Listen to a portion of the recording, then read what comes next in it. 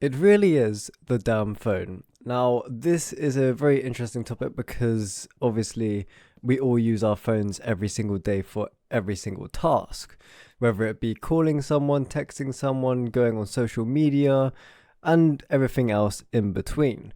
And you see, we've all come away from the real world with this a bit because, as you know, before phones and media, when you were younger, we used our imagination. And the thing that comes with social media is it takes away a lot of your time, which then makes you feel like you're running out of time. But in reality, you actually have the same amount of time, just the fact that you're spending more time on your technology. Now, when you're not on your phone, you're either on your TV or you're on your PC. You know, all these different screens take up your life like anything. And what you want to do is you want to try and get away from that because the longer that you do technology for, the quicker your life will fill. And what I mean by this is that when you're on technology, doesn't it make life seem to go fast? When you look at the time when you're on social media, and then when you look at it when you come off, like you've been on social media for a couple of hours and it's like, where did that time go? And that's the reality of it, is that when you're on social media, you're just going to keep scrolling and it's completely worthless, to be honest. There's so many different things you could be doing right now. You could be doing stuff that improves your brain function because obviously social media is just going to ruin your brain function real quick. And that's just the reality of it, really. Now, what I mean by that is that scrolling on social media is really affecting your brain's function in normal life. And it takes away your attention span real quick. Actually, it doesn't take long. And the interesting thing about your brain is that it takes longer to recover from a short amount of time doing scrolling. Now, for a dopamine detox, it takes roughly 6 months to reset your brain's dopamine system because, quite frankly, most of us have fried our dopamine receptors with just scrolling on TikTok or Instagram. Now, the way you can fix this by still watching content is by watching longer YouTube videos or movies. Now, these are very good because, you know, what you need to try and do is watch a whole movie without needing the look to look somewhere else or go on your phone within that movie. Now, this is what you want to do to train your brain in order to recover your attention span to the way it's supposed to be. Or the other option is you completely cut out tech apart from when you need to message your friends or your family members. Now that means no social media scrolling, no other games or things, because games will also affect your attention span. Or play games that have proper meaning to them, like for instance this game Minecraft. You know, you can build so many different things and it uses your imagination, which is really good for your brain, instead of playing games like Roblox or any of the other sort where you're just basically playing brain rot games. Obviously not all Roblox games are brain rot, but you want to try and play games that use your brain's functions in order to train your brain to continuously keep using it, essentially. Because you don't want to make your brain lazy, because that's just going to make everything worse in life, including basic functions like thinking and all of that jazz. Now, the thing is, this is an interesting topic, is because that if you think about it, even when we're going out with friends, we're still on our phones. And even when we're going out with family, we're talking to our friends on our phones. There's not really a single day where you go a whole day without using your phone, apart from maybe when you're at work. And it's taking a massive toll on everything, including like everyone's social life. You know, instead of socializing the way you're supposed to in person, you're just going on your phone talking to your other friends while being with your friends. See, it doesn't make much sense. Obviously, yes, there is an understanding that you can talk to maybe your partner if you're with your friends, because obviously, you know, if you're with your friends, your partners probably want to have updates and things on what you're doing to make sure you're safe and etc. And the same with your family members. But you do not need to talk to your friends when you're out with friends, because I feel like that is just a silly thing to do. Especially when you're with friends currently, it's just a bit sort of weird. And if your other friends are talking to their other friends, it just seems a bit strange to me. So the best way to do it is to essentially be with your friends in the moment and don't think about other people other than people that are important to you, like your family and your partners. Now, when you go to the mall, you see so many people just walking on their phones rather than looking at where they're going, and then they end up bumping into people. This is really annoying to me. I go to the shopping malls all the time, and I just see people walking on their phones rather than walking where they're going. Now, for me, if I'm going to text while I'm walking, I glance up and down constantly rather than just looking down at my phone the whole time.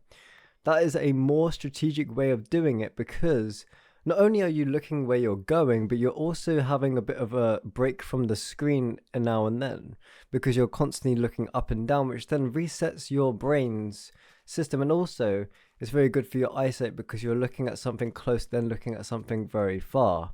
So make sure that you do that if you're going to text while walking, and also just be careful, obviously, on the streets, because same concept, look up and down constantly so you know where you're going, and if there is anyone near you that you could potentially bump into.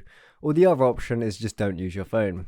Now, this is a good one, because if you don't bring your phone with you, your brain starts to get into this state after about 20 minutes of finding stuff to do that you can't use technology for. So if you put yourself in a room where you've got nothing but, you got no technology, you just have a bunch of items, whether it be Lego or anything, your mind will want to do something different because you have that no option of technology. Now, you have to be very disciplined on this, because obviously you can't just take the technology out of the room and then go and get the technology. You have to completely wipe all the technology, or don't turn it on, be very disciplined, and you only have to use anything that's physical, okay? So whether that be playing a musical instrument, doing Lego, anything that's hobby-wise that you like doing, just to get your brain into the real life. And you'll start to notice that your time will be more, and also time wouldn't speed up so much, because right now everyone's saying, oh, time has sped up, when it literally hasn't. The only thing that's changed is our perception on time, because we're so concentrated on technology, and our brains are so distracted that, time just seems to fly away constantly. And you'll notice that some days in your life will drag and some days will go quick. Now, you want to take note on this and what makes some days go dragging, and also what other days go fast. Because if you note down what you're doing on those days, you can kind of see what's making those days go by fast. Now, most of the time, it's something that you're enjoying, you're doing, you're keeping yourself busy, which ultimately makes you not think about time, which then makes it feel like it's fast. But if you're getting rid of technology and you're just going to be, chilling, doing anything, like, time feels a lot longer than you think. And that is just the reality of it, to be honest. So I recommend that you put down the phone every once in a while, maybe once a week or two. You have a couple of days where you're barely on your phone, just as a starting point, just to see how your brain reacts. And after a long time, you'll start to see that your attention span will go back up, your everything will go back to the way it's supposed to be, or back where it used to be when you were younger. I've noticed this myself, is that when I was younger, I used to be able to watch few films, a lot of long YouTube videos, but now I kind of struggle, and I tend to multitask a lot, which is really bad, because your brain can't handle all of that different, dopamine hits and all that lot. It's not made for that. So what you need to do is you need to make sure you focus on that one thing, whether it be a movie, a TV show, anything. Just focus on the one thing, and try not to use your phone while watching anything on the TV, because that will, it's just not good.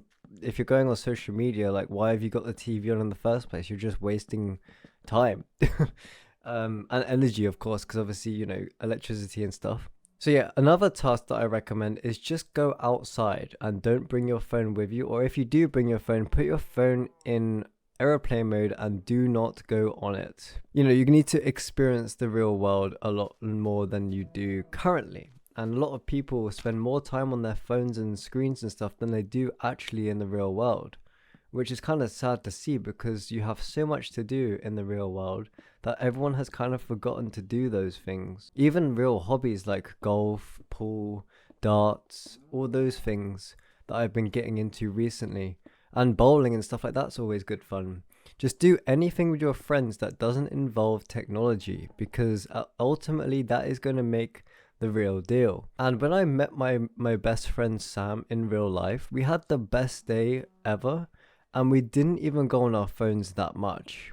Obviously, we took photos of cars and we spoke to our family members and things, but we rarely went on our phones, and we just enjoyed the whole moment, and that made it so special for me, and probably for Sam as well.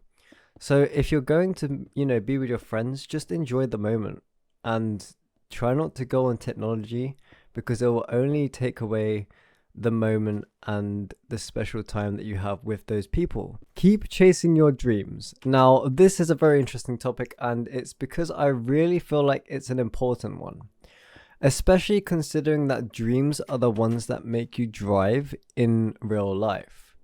And what I mean by drive is that you want to accomplish those at some stage. It's just really important to have a dream.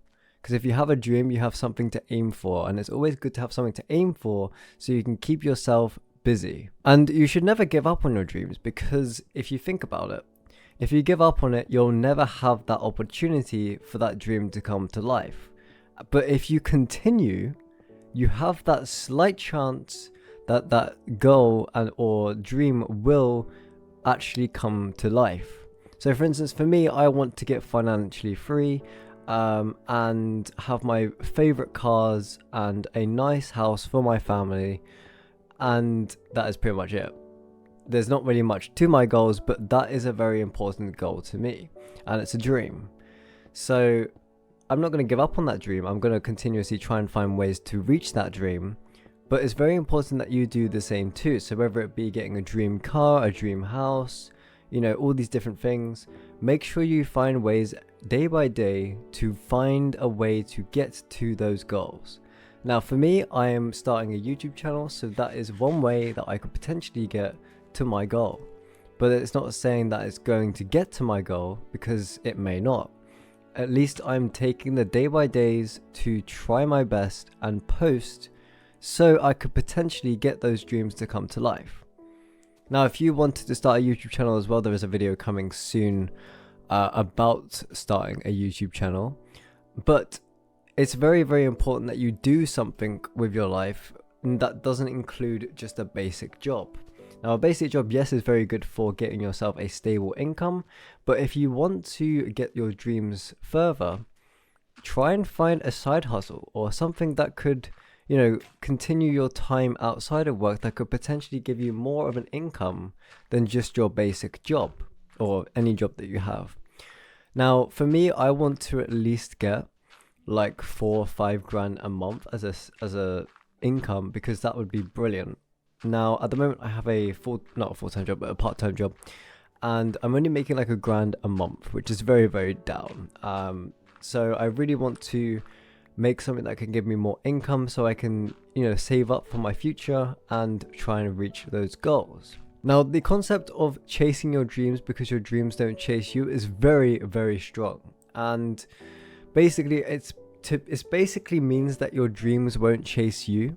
You have to chase them yourself. Dreams don't come to you. They always come from you, pushing yourself to make those dreams come true. And I've had a dream car for a very long time now, which is a Porsche GT3. Now, I don't even want the RS because I feel like it's too much for me to handle. Now, I'm not meaning in the way of performance. I'm meaning the size and just how, crazy it looks. Now, I quite like subtle cars like the GT3. Because it looks sporty, it doesn't look like it's meant to be a proper race car, because I feel like race cars are cool, but on the road, they look a bit out of place. So I feel like the GT3 is a brilliant car to have on the road. Now, I'm not going to be able to get the money out of nowhere, These cars cost a lot of money, like 150 grand, which is outrageous. It's almost the price of a house somewhere. There must be a house for that price somewhere. But you know what I mean. That money does not come out of nowhere. You have to aim and work hard to get that money. And for me, that's a dream. My other dream is also to get a nice house with my beautiful girlfriend, which, you know, is not going to be easy because house prices are only going up. Now, that being said, I have to work hard, and so does my girlfriend, to potentially, you know, both part, you know, a house by, you know, paying half and half or whatever. I don't know how it's going to work yet, but you know what I mean. We both have to work hard to get that goal. And for us, that's a dream right now, is to have our own house and, you know, have good jobs or like have good income. For me, I don't want to have a job. I want to have a good income from my own doing. And that's why I've started this channel, is not just for the money, but also to spread awareness of these topics that I talk about, and also to entertain everyone, because I love entertaining people. Now, this is mainly for, you know, the viewers' sake rather than my own. So obviously it would be brilliant if it takes off and I get, you know, a good income from it. But the main reason is because I want something to do, and this makes me feel somewhat fulfilled because I'm filling my time up with something that could potentially do well, or, you know, entertain people that are bored, or, you know, that sort of jazz. Now, it's very important that you keep your dreams rather than forgetting them, because, I mean, obviously everyone's dreams change all the time. Like, we don't have a set dream constantly because, well, some people do, but like, you know, our dream cars can change, our dream houses can change, everything can change as you grow older. Now, when I was younger, I wanted to get, what did I want to get as a dream car? Let me think. Okay, probably a Lamborghini. Now, Lamborghinis are nice, don't get me wrong, I would have one any day, but I feel like they are too much money for a car, and also they are a depreciating asset, right? Now, hear me out. You may say, oh, the GT3 is also a depreciating asset. Well, yes, it is, but it doesn't cost 200 grand like a Lamborghini does. Now, obviously, there are budget supercars as well, like the Ferrari California or the Ferrari F430. Those sort of ones are sub 100 grand. But also, having a dream also distracts your mind from the bad things in life. Now, if you think about it, like, if you have a dream, it's always important to push towards that dream so you don't think about the bad thing, if you know what I mean. So let's say, for instance, you want to have a dream car, right? You'll push towards that, and you won't think about, you know, the bad things of, you know, what car you've got currently or something. Because for me, I have a Mazda MX-5, and yes, that's a nice car, but it's not to my standards and isn't very nice, you know, not luxury. Like, I'm a very luxury person. I like to have my luxuries and also the fancy cars. But I can't afford that, so I had to get the cheapest, fanciest car I could afford, and that was an MX-5. Which do look okay, but they're not like supercar status. And they don't sound nice, so yeah, we don't have the best things, but eventually you may actually hit that goal and dream. So it's important to continue your dreams. Don't give up, because if you give up, you'll never hit those dreams. So what's the point of giving up, you know? So yeah, try your best. Always plan something new. So if one thing fails, try again or try something new, because you never know in life what you could be hit with. So it's important to never give up. But anyway, I hope you guys enjoyed this video, and I hope you took something from it. And I hope that you continue your dreams and passions to potentially making your dreams come true. Time is not running out, okay? Now, people think that when they start something new, or they haven't started yet, that they are running out of time. That is not true. There is plenty of time in the world. Now, realistically, we never know when we're going to be unalive. That's just inevitable, and you never know. But if you think about it, there is plenty of time where you can start a business or something that gets you going. And yeah, working towards something is very important, okay? Not only does it distract your mind from things, but also it keeps you actually doing something and making yourself productive. Now, for me, to make myself productive is I've started making YouTube videos, because it makes me feel productive and, you know, feeling like I'm making something work, which is good. It also makes your brain work more because you have to think of video ideas, you got to edit the videos, you got to do all these different things that behind the scenes that, you know, makes your imagination and your brain work. Now the thing is, people think that they have to rush into things like such as making a business or a YouTube channel. They just rush into it, they get burnt out very quickly, or they don't make any results, so they quit. Okay, now time is not running out, as it says in the title. It's basically your perception of time that's the problem. Now, as I said in previous video of This Really the Damn Phone, is that you're spending too much time on technology, which is taking all of your time away, which then makes you feel like you're running out of time because you're spending so much time on TikTok and Instagram that you're not actually spending that time doing something fulfilling. And that's true. That's the truth of it. I've noticed this myself, is that ever since I stopped going onto TikTok and Instagram Reels, is that I've noticed that I've got more time in my hands, which is why I started this channel and why I'm going to push myself to this channel every time I have my free time, because I can fill myself up with it, as in like the time, not myself, and I can then keep myself busy. Now, yes, obviously I'm going to have my own time and my free time that I can do whatever I want to do, because it's important to have that balance. But that doesn't mean that you spend 4 hours or 3 hours or 2 hours scrolling on Instagram and TikTok because you want to, okay? That's not realistic enough. You have to stop that, because not only is it doing your health bad, it's also wasting your time and your whole life away on something so worthless. Now, yes, if you're doing research into something by going on TikTok and, you know, Instagram, then fair enough. But if you're just mindlessly scrolling constantly, it's not worth it. You're just wasting your time and you're filling your brain up with such useless information that you might as well not do it.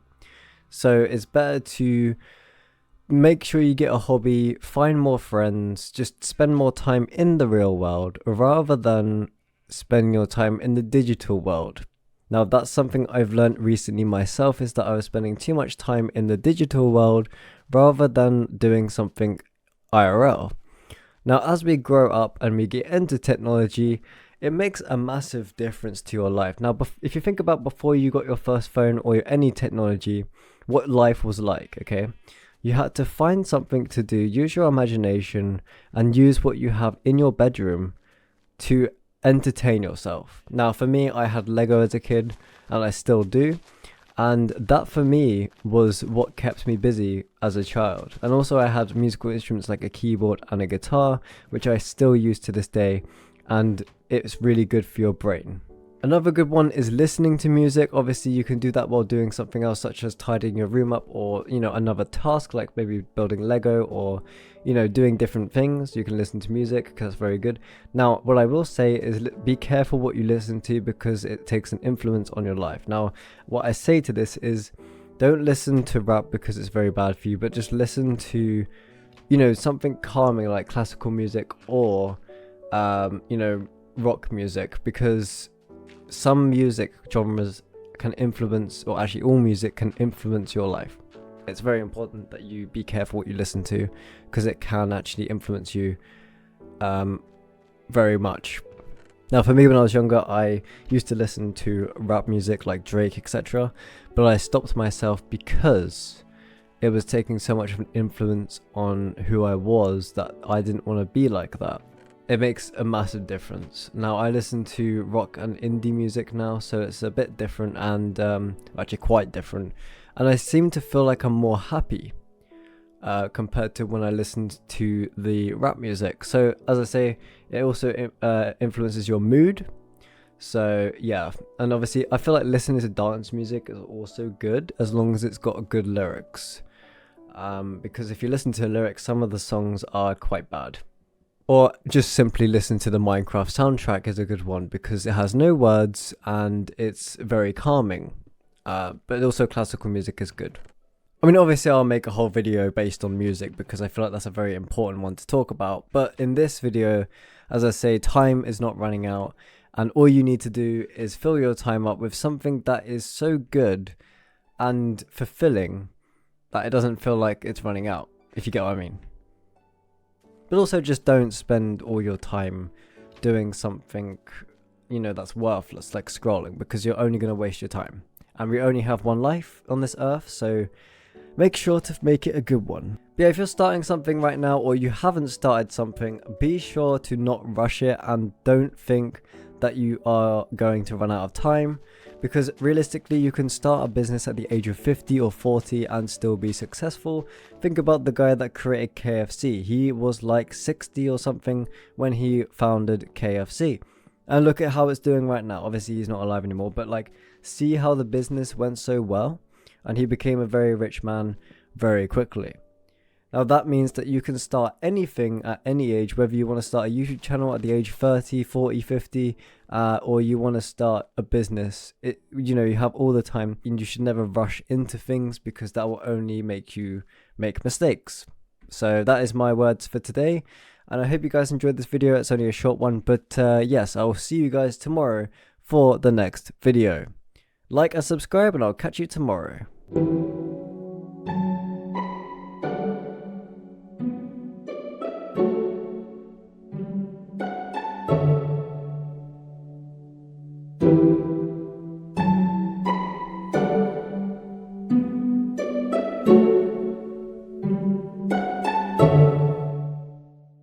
Don't lose your friends. Now this is a very interesting topic, because obviously friends are very important in life, not only just for keeping yourself sane, but also in the fact that it's actually healthy for your brain. And yeah, the thing is, a lot of people might lose friends depending on if they have disagreements and stuff like that, but if you can help it, it's best not to lose those friends.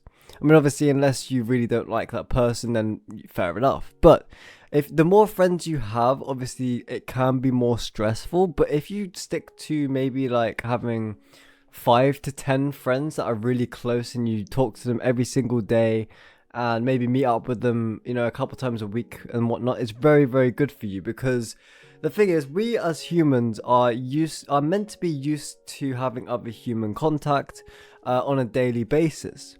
And if you live alone, or you live with just your partner, like it's good in that fact that you're you got a partner maybe, or like you're living with someone, because then you have that close like human contact. But the more people you have contact to, the better, because not only does it also help with improving your social life, it also improves your your interests, because a lot of people have interests alongside with other people, or they might make new interests based on other people's interests, if you get what I mean. So like, for instance, if someone had a hobby that you may not have thought about before, let's say golf, maybe someone likes golf, and then your friend, you go up to them and they're like, oh, and then they talk to you about golf, and then you might think, oh yeah, maybe I should do golf with them, because then you get out the house, you have a bit of fun with them and stuff like that. It's very, very fun. But yeah, that ties in well with also like my video previously on why you should like use your phone less, because obviously social interaction is so important for us humans. Because if you look back to like when we might have been monkeys, I don't know how evolution works and stuff, but when we were monkeys, or if we were monkeys, I don't know how the thing works, because obviously people believe different things. But if you do believe in that sense of the evolution, like, we were obviously around other monkeys all the time, and that comes into humans, where we're supposed to be around humans all the time. And if we're on our phones and screens and technology and stuff like that, we're not really having that proper social interaction that our brains and bodies are used to. And that makes a massive toll on your body. I've been trying to improve myself in this respect by going out to meet people more. So like when my friends are free, I go and meet up with them, and when I see my girlfriend, I go and see my girlfriend, just so then I have that social interaction. And I have noticed that ever since I've had a girlfriend and gone to go and meet my friends, that I've become more, happy, I guess. Because before then, like, I kept myself to myself, and I only hung around with my family members, and I didn't really do that either, to be honest, because a lot of the time I spent by myself in my room. And like, I would only talk to my friends on socials, and my parents would be downstairs and I would be in my room. So I really did keep myself to myself, and it wasn't good for me at all because I started showing signs of like sadness and maybe a bit of depression. But ever since having a girlfriend and going meeting my friends more often, it's made a massive difference. And obviously, going to see my family as well is a very big difference because it actually does make you happy to see family members that you may not have seen for a while, or even just your general family members like your parents or your siblings. Like hanging out with them a lot more is more important. It's very interesting how big of a difference it makes to basically have so many friends and basically hang around with as much people as you can. Because, I mean, I guess having too many friends could be quite stressful because if you've got birthdays that you've got to go after, or like, you've got so many people that you've got to keep up with and impress, well, not maybe not impress, but like, keep them engaged with you. Because I know like how some people can probably lose interest in you if you're not really paying that much attention to them, or, anything can go wrong.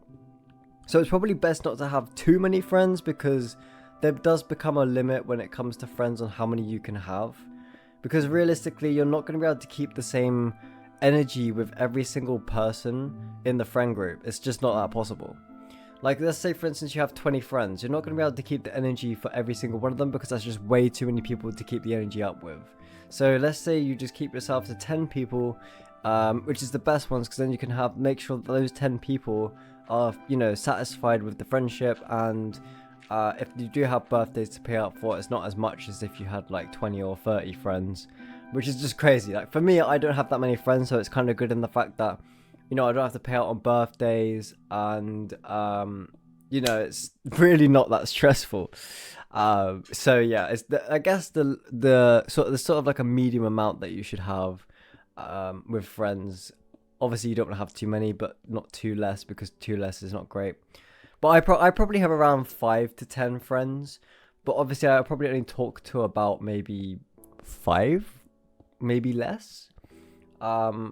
Yeah, it's very interesting. I'm not really one for easily making friends. Now, yeah, I'm very grateful that I've actually got a girlfriend and that I can hang out with her as much as I can. But if you don't have access to a girlfriend or boyfriend, whichever, then obviously just make sure you have that contact with friends, and you make sure you don't keep yourself to yourself, because that was a mistake that I made a couple years ago, where I kept myself to my room. I didn't really go out much. I didn't go and see friends that much. I didn't go and see my family. And I started feeling like trapped in my mind. It's a very weird thing. Like, you just kind of feel like you're like obviously lonely, and you get sad a lot more. You don't know what to do with yourself because you're not having that interaction, and you're not making sure you're happy. Obviously, yes, you do get your sad times and your depressing times with life. That's just life for you. Life isn't always happy, which is just the reality of it. Like, you can't be happy 100% of the time, because life isn't like that. If life was like that, then happy days, that would be great, because then your body would be healthy, everything would be better, because you'll be happy. But unfortunately, with the way the world is, especially at the moment, everything is stressful, and it makes a massive toll on your body in the worst ways possible. So try not to lose your friends. If you do lose friends, try to make more new ones by going to hobby places, like going to golf clubs, going to bowling clubs, going to all these different clubs that you can potentially meet people that you're interested in, as in like a hobby interest. And then you can easily make subjects with them because they know what you're interested in. So for instance, for me, I like cars, so I go to car meets and stuff, car events and stuff, and I meet new people through that because they have the same interest as me. Now, I'm not saying that you have to do the same by going to car events if you're not into cars, but try and do something similar to what you're interested in. So if you're interested in, music, then maybe go to some music clubs where you can maybe play instruments with other people, and then maybe you might start a band with that group of people. You never know. But anyway, I know this is a bit of a short video. I kind of wanted to talk on this topic because it's very important to humans to have that social interaction, and obviously trying to keep the efforts with keeping your friends, because well, it's just good to have friends. And obviously it makes you happy, and well, it may also make you sad if you've got an annoying friend, but you know what I mean. Create and consume less. This is a very good topic to talk about because a lot of people these days are just not creating. They're just consuming. Now, if we date back many, many years ago to how many people and humans there were creating and inventing things compared to what we've got this day and age, there is a massive, massive difference. And if you think about it, like back in the day, we had people that created like technology, light bulbs, cars there, because that is a very important one, cars, and aircraft and stuff like that. That's stuff that doesn't come from just consuming videos. That came from reading books, using imagination, being very, very smart. Because when you consume content on a regular basis that's not important, your brain is going to get dumber and dumber because you're just taking useless information, or brain rot as they call it. But not only that, but screens themselves are a distraction to your brain because your brain doesn't know what a screen is. Because if you think about back in the days, there was no screens. We only had access to books. So the best thing to do to improve your knowledge is to read books. Books have all the information in them that you need to learn. That's what they're there for. Obviously, storybooks are different because they're more of the fact that you're working your brain and imagination. So if you want to fix your imagination, don't watch content, read books. But also, if you want to learn stuff, don't watch content, read books. Now, I can say that with everything, but my videos are important in the fact that I am giving information, so your brain will take that information in, and it won't be classed as brain rot or a wasteful time.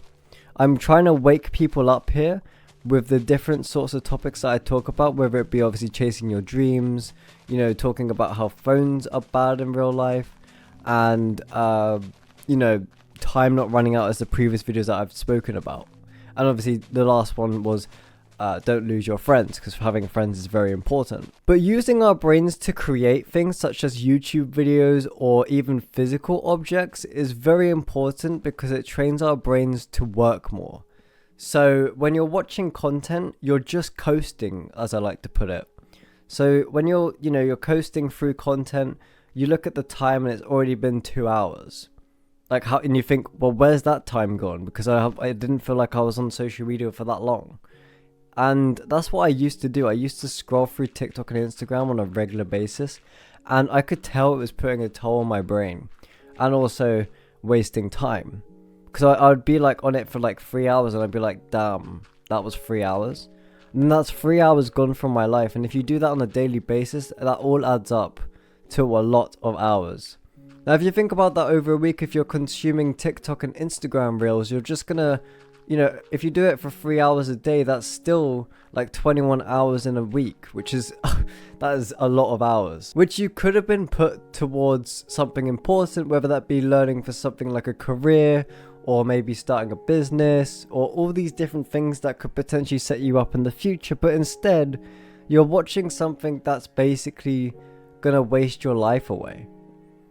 And we only have one life in this earth, so it's better to use it wisely and not watch TikTok or Instagram reels on a regular basis. Now, I'm not saying don't watch it entirely, because some things can be nice to treat yourself, but don't watch it for longer than maybe 15 minutes at a time. So do a 15 minutes and then maybe watch it for twice in a day. So 15 minutes in the morning, 15 minutes at night.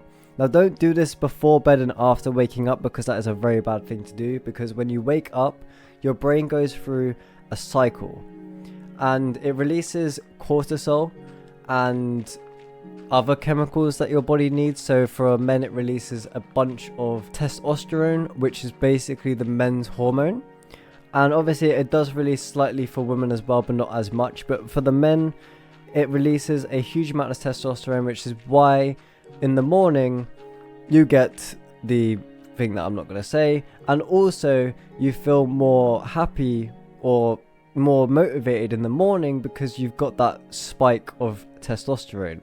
Whereas in the evening, you don't have that because your testosterone spikes in the morning and dips down throughout the day. Now, the reason why you don't want to watch TikTok and Instagram in the morning after waking up is because you will basically stress your body out without even noticing. It's very interesting. So when you wake up, your body releases cortisol, which is the stress hormone, and if you go onto Instagram and TikTok and you consume content straight away, you're going to unconsciously stress your brain out even more. Now, you may not even notice it. It's actually scary. Like, your body will release more cortisol because that's what happens when you use screens. But also, if you use it before you go to bed, you're not going to sleep as much because obviously you're on screens, and your brain needs that break before you sleep to calm down and release the natural hormones and chemicals that it needs to fall asleep and sleep properly. So that is why it's a good idea to not consume within those times, but I would recommend maybe consuming sort of like late morning, or at least 2 hours after waking up and 2 hours before going to bed. Now, going back to creating, it's very good for imagination, as I said, but also like, it's just, it's something to do. Like, if you create content, or if you create something, like whether it be like, arts, like painting or something like that, it's something to do, and it, it makes you happy. So like painting, like my granddad used to do, he painted a lot and he found that very fun. He also liked to create music, so he had a guitar and keyboard, and he found that fun to do. So he's using his imagination and his brain to learn something new, whether it be an instrument or learn how to paint, which quite frankly is very, very important for your brain, because if you learn something, your brain expands, and it also improves your IQ to an extent. Now, the earlier in life that you do this is the better, because the way that your brain works is that the older you get, the harder it is to learn things. And if you start learning stuff from a young age to maybe like 25, it's the best sort of peak time for you to learn something new and for it to be easy to learn. Because once you go over 25, it gets harder and harder as the years go by for your brain to process that information the same way. So before you're 25 is probably the quickest way, because your brain can process it quicker than if your brain was over 25. That only applies to learning something new. I'm not sure if it applies to taking other information in, but yeah, when you're learning something new, whether it be an instrument or some hobby, it takes you longer to learn after age 25. Now, this is a rough area of age. It's not exactly at 25, but yeah, make sure to try and learn something new is basically what I'm saying. And consume less. Save, don't spend. Now, this is a great topic for me because I have been recently into spending habits. And once you get into a spending habit, it's hard to get out of one. Now, I've just been paid, and I am now going to be careful with my money and see how it goes.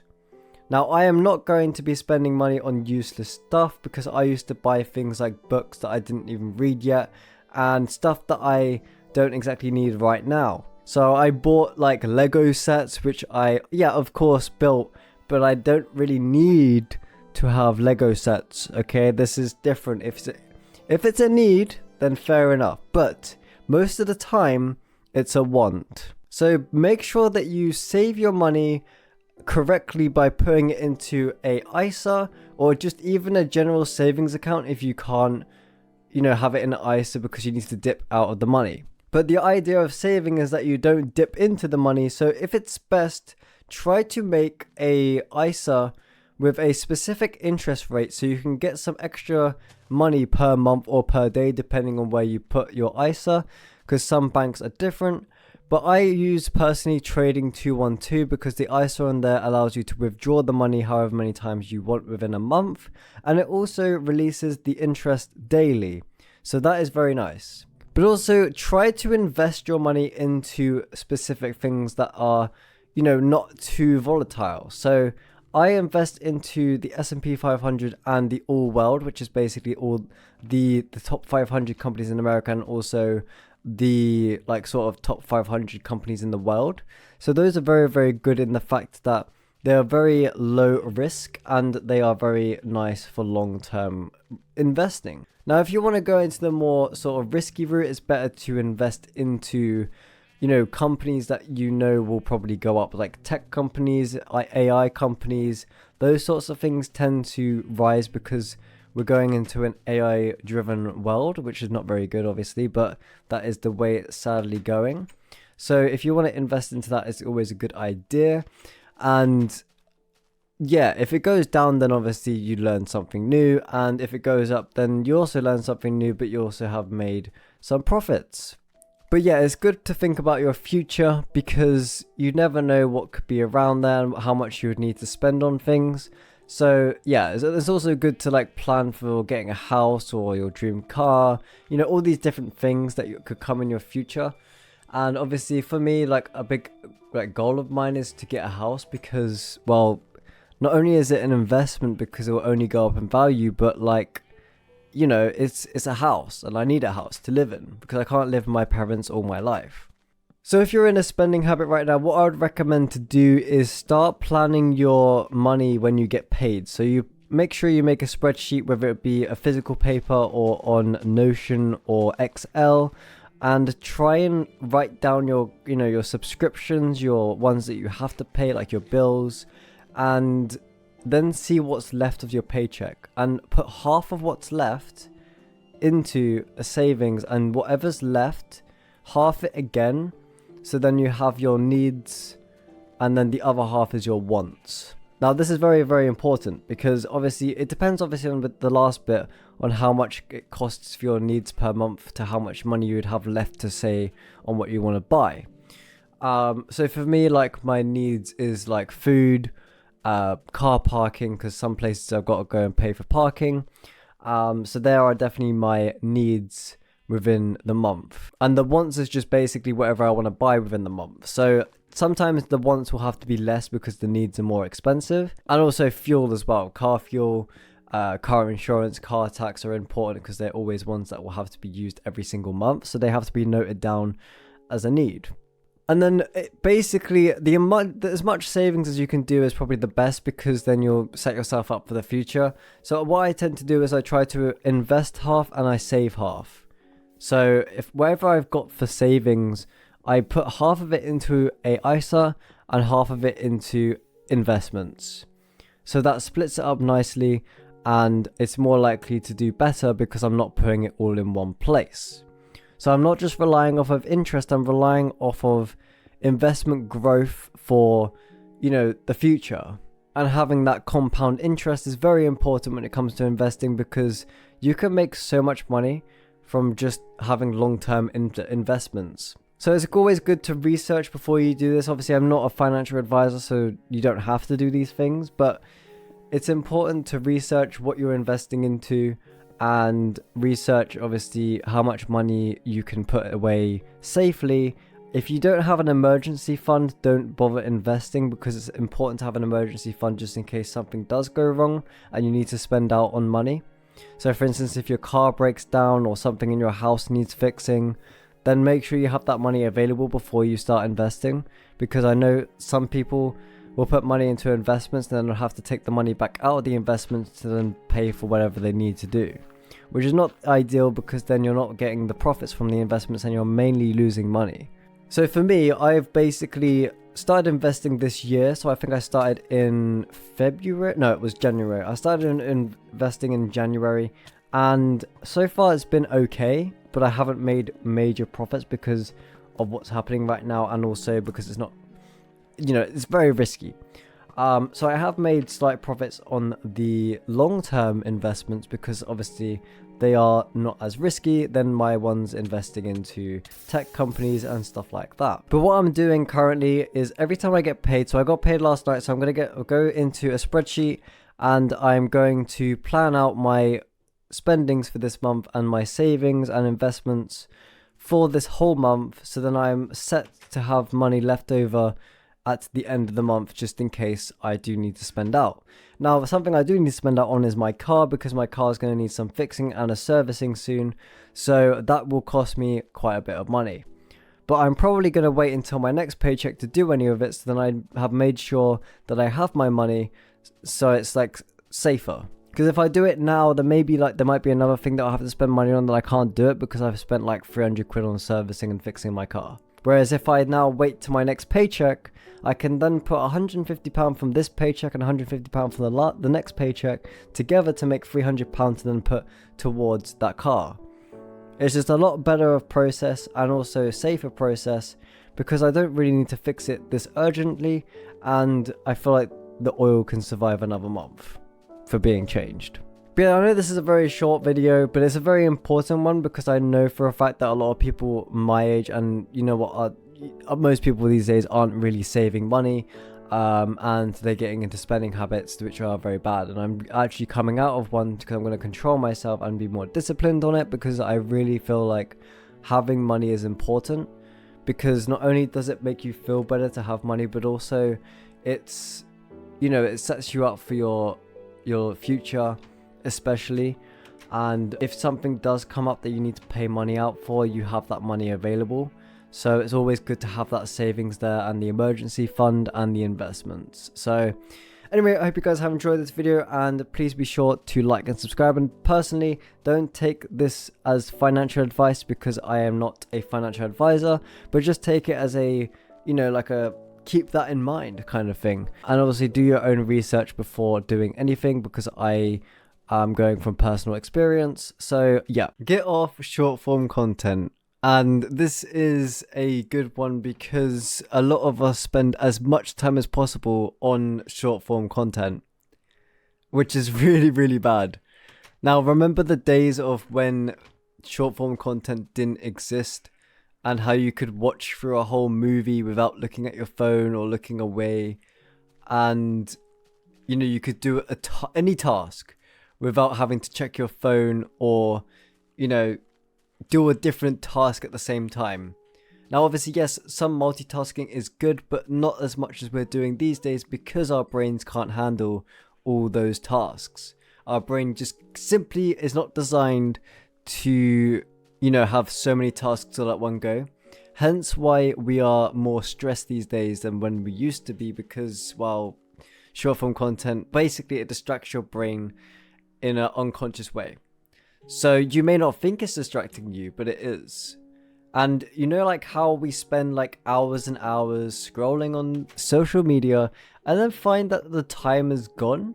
But in reality, all that is just you wasting time on scrolling on like very weird ass videos, or videos that are just simply pointless at watching. And the thing is, the short form content affects our brains negatively, and it's actually been scientifically proven to be worse than actual alcohol. Like, it's gotta be so bad to the point that just scrolling on social media has been scientifically proven to be worse than drinking. Like, how does that work? As in, obviously drinking is worse for other parts of the body, but in terms of the brain's function, apparently social media is actually worse. Now this is something that I've seen around on different places, that apparently it is worse than alcohol, but I don't know how true that is, so don't take my word on that. But it has been apparently scientifically proven that it is worse than alcohol, which is actually a crazy thing. Now you may just think that scrolling through each video is simply just an easy, simple task for your brain, but in reality it's not. Your brain is taking in all different types of information within a short period of time, which is really bad, and also your attention span just goes worse and worse until your dopamine receptors are just fried. And when your dopamine receptors get fried, you basically just become a brainless soul, I guess you could say, which is not good. So what you want to do is you want to spend less time scrolling, but rather watching long videos on YouTube, like at least 10 minutes long or around that, and not getting distracted off of the video. So if you're watching a 10-minute video, watch the whole 10 minutes and don't click off or go on your phone. So if you're watching TV, don't go on your phone, and if you are watching a video on your phone, don't keep going on different apps while you're watching the video. So for instance, if you're watching my video right now, don't go off and click off to a different video, or, you know, go and do something at the same time, because then, well, your attention span is really bad. If you can watch this whole video, then your attention span is actually decent, and that you are helping yourself by watching this video all the way through. And obviously all the videos that I post, or any person's video in fact. But also, if you're getting really good with your attention span after recovering from social media, then you can watch movies all the way through without touching your phone. Now, obviously, if you're in the cinema, it's kind of hard to get your phone up because they say against it. But if you're at home watching a movie and you have the temptation to check your phone, then obviously something is wrong, because you should be able to go through a whole movie without using your phone or going to do some multitasking thing at the same time. Now, by all means, listen to these videos while going to sleep, because that is totally different, because you're not actively using the phone or scrolling. So if you are, watching videos that are quite long and stuff like that, then that's fine. You can listen to that and watch it, because that's very good. And as you've seen from or may not have seen from my YouTube description in the bio, it says videos for those that want to fix their attention spans. Now, I didn't say that for no reason. I said that because my videos are long enough that if you watch all the way through, your attention spans are going to improve. Now, the reason they have short form content is not only to get more users on the platform, because they know that it's a working strategy to keep people into their app, but also it's just a way for them to get more money, because then they can insert more ads in between each video. So if you ever noticed that in TikTok and YouTube and Instagram, as you're scrolling through the feed, you get occasional ads for random things. That's not there for no reason. That's there for their company to make more money while you're actively scrolling on their platform. Now, obviously, yes, you get video ads, which is normal, but they're not as recurrent as short form ads, because, well, you're not scrolling. And it depends obviously on the speed of your scrolling to how many ads show up on your feed. Now, I've seen so many people recently scrolling on a very fast amount, speed. I don't even know how they're doing it, but they're just taking in a couple seconds of each video and they're scrolling instantly. I'm like, well, for starters, you didn't even see what the video was about, because there's no way you can actually see in 2 seconds what the video is about. But also, you're just wasting your dopamine receptors instantly, because it's not good. So basically, in other words, if you're going to do short form content, which I don't recommend you do, but if you do, then scroll less and watch the videos longer, because that is the best way to use short form content and also not affect your brain as much. Now, if you are going into what I said in the last video, where you're creating instead of consuming, then fair enough, you can create TikToks, Instagram Reels, or YouTube Shorts, because people will still watch those videos. So I'm not saying don't go on short form content at all in terms of creating or consuming, but basically just reduce the amount of time that you're consuming it. But if you're creating it, then fair enough, create the videos. Now, for me, I've noticed this recently with short form content, that I have becoming worse and worse when it comes to longer videos, which is why I thought of the idea of spreading my word across this and also making longer videos, so it helps you guys out as well in the same boat. Because I personally will watch these videos back and I will watch the whole thing, because that's the whole plan. You got to watch the whole videos that you're watching and don't get distracted. So if you're watching, a video on a PC, don't go and do multitasking on the PC unless you're just listening to it, and don't basically, keep checking your phone, because that's just silly. Now, if you're one of those people that their screen time says 7 hours a day, then please listen to this. Your phones are there to talk to people, and they used to be designed just for calling or texting. However, over the years, they have now changed into a multi-tool thing that everyone seems to abuse. So what I'm saying is use YouTube Shorts or Instagram Reels or TikTok accordingly, and don't spend longer than at least an hour a day across the platforms. So don't basically go and spend 7 hours on TikTok or Instagram or YouTube Shorts. Rather, spend only an hour a day and limit yourself to that. And you could actually put an app limit on any phone in the settings, where you could basically say, right, I only want to do an hour of this in every single day. And then when it hits the hour, it will shut you off the app and you can't be tempted to use it. That is very good, because that means that you can simply just use it until that time is up, and then you don't have to worry about it until tomorrow. That's the best way to do it, and that's what I've done to stop myself from going onto any platform with short form content. Now, obviously YouTube I have to use because I use long videos to watch, so I don't watch anything on YouTube Shorts because I tend to keep myself off of that. Keeping your sleep consistent is a very good idea when it comes to life, because if you don't take sleep consistent or like seriously, then you'll end up with more health issues in the future, which is ideally not the best thing, because obviously you want to live the best life and the healthiest life, and you can't do that if you're not taking sleep consistently or seriously. Now for me, for the past 6 months, I have not been taking my sleep seriously, and I have obviously felt the effects from that. Now, the effects that I've had is obviously I've been feeling tired throughout the whole day, and my sleep schedule is so bad to the point where it's actually hard for me to make a sleep schedule, because I'm just going to bed too late and then I'm sleeping in till quite late as well. Now, what you want to do in order to fix this is basically go to sleep at the same time and wake up at the same time. Now, if you can't go to sleep at the same time every day, then the best thing to do is get up at the same time every day. Now, what that does is that it fixes your sleep schedule, because your brain will know when to get up. So if you get up at 8 o'clock the exact time every single day, your brain will get used to getting up at that time. Now, no matter what time you go to sleep, your brain will still wake up at that time, and you'll feel more refreshed because your brain knows when to get up naturally. Now, it takes a bit of time to actually do this. It doesn't happen overnight. Obviously, it takes a couple of weeks for your brain to adjust to that schedule. Now, for the first part, you will have to use an alarm, but when you get further into it and you wake up naturally, then that's the best way, because then you're not going to wake up with as much cortisol. Because when you wake up to an alarm, your brain and your body gets into a shock because it's not naturally waking up like it should. So basically your cortisol levels spike up, and you basically become very stressed, which obviously you can't feel, but your body is feeling stressed, which obviously makes your blood pressure shoot up, and everything basically goes downhill.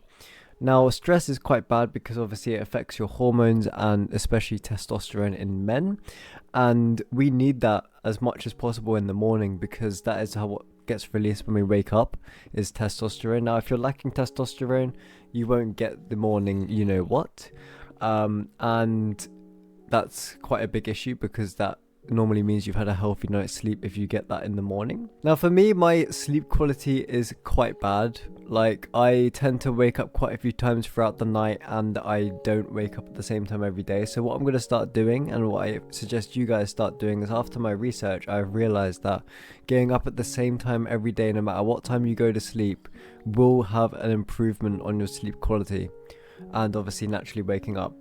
Now, it is the best quality that you can probably get would be to go to sleep and get up at the same time every single day, because then your brain and your body will get used to that schedule, and then you won't even need an alarm anymore. That's how crazy it gets. You won't even need an alarm to wake you up. You'll wake up naturally, and that's the best thing, as I said, because obviously your body won't be in such a shock, because your brain is naturally doing its cycle rather than something forcing it to do its cycle. So if you're experiencing, high levels of tiredness and, fatigue and stuff like that, then I would say if it's longer than like a few weeks, and obviously you've been sorting your sleep out, then obviously go to the doctor, because that could be an underlying condition. But if it's, if you start doing the things that I've said by scheduling in your sleep and waking up at the exact same time every day, and then your fatigue and your tiredness improves, then that is what you need to do to keep yourself not tired.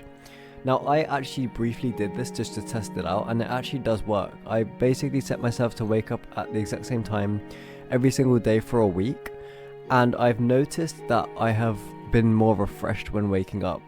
Because when I don't do that, I wake up more tired than I felt before going to sleep, which is not even, it doesn't make sense. Because the whole reason to sleep is to, not wake up tired. But that was what was happening. And yeah, I noticed that every time I didn't schedule in my sleep properly, I would wake up tired, compared to normally when I schedule it, it would wake up, I'd wake up feeling refreshed, which is what you want. You want to wake up getting ready for the day and not feeling like you want to go back to sleep. because that's not ideal. Especially when you got, work and other things going on in the day, you don't want to be accidentally falling back asleep or constantly snoozing your alarm. Now, this is another topic that I want to talk about. Is snoozing your alarm is really bad, because not only is it making you go back to sleep and resetting your sleep cycle, but every time you snooze your alarm and the alarm goes back off again, you're ruining your hormones by a lot, because basically our chemicals in our body gets released every time we wake up. And there is this, I think it's cortisol I'm thinking of, gets released, as I say, that's the stress hormone, and that can age you. So every time you snooze your alarm and you go back to sleep, that is silently aging you more than if you got up without snoozing your alarm. So that's just a peace of mind there, is that if you wake up straight away from your alarm, then you will essentially stop yourself from aging as much, because your body's not going to release that aging hormone, which is quite ideal when it comes to, making sure that you look young and, refreshed.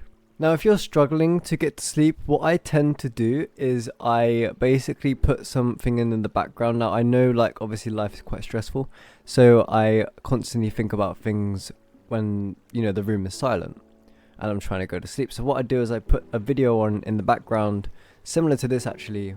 So if you want, you could listen to this video or one of my other videos while going to sleep, because I feel like that would actually help you.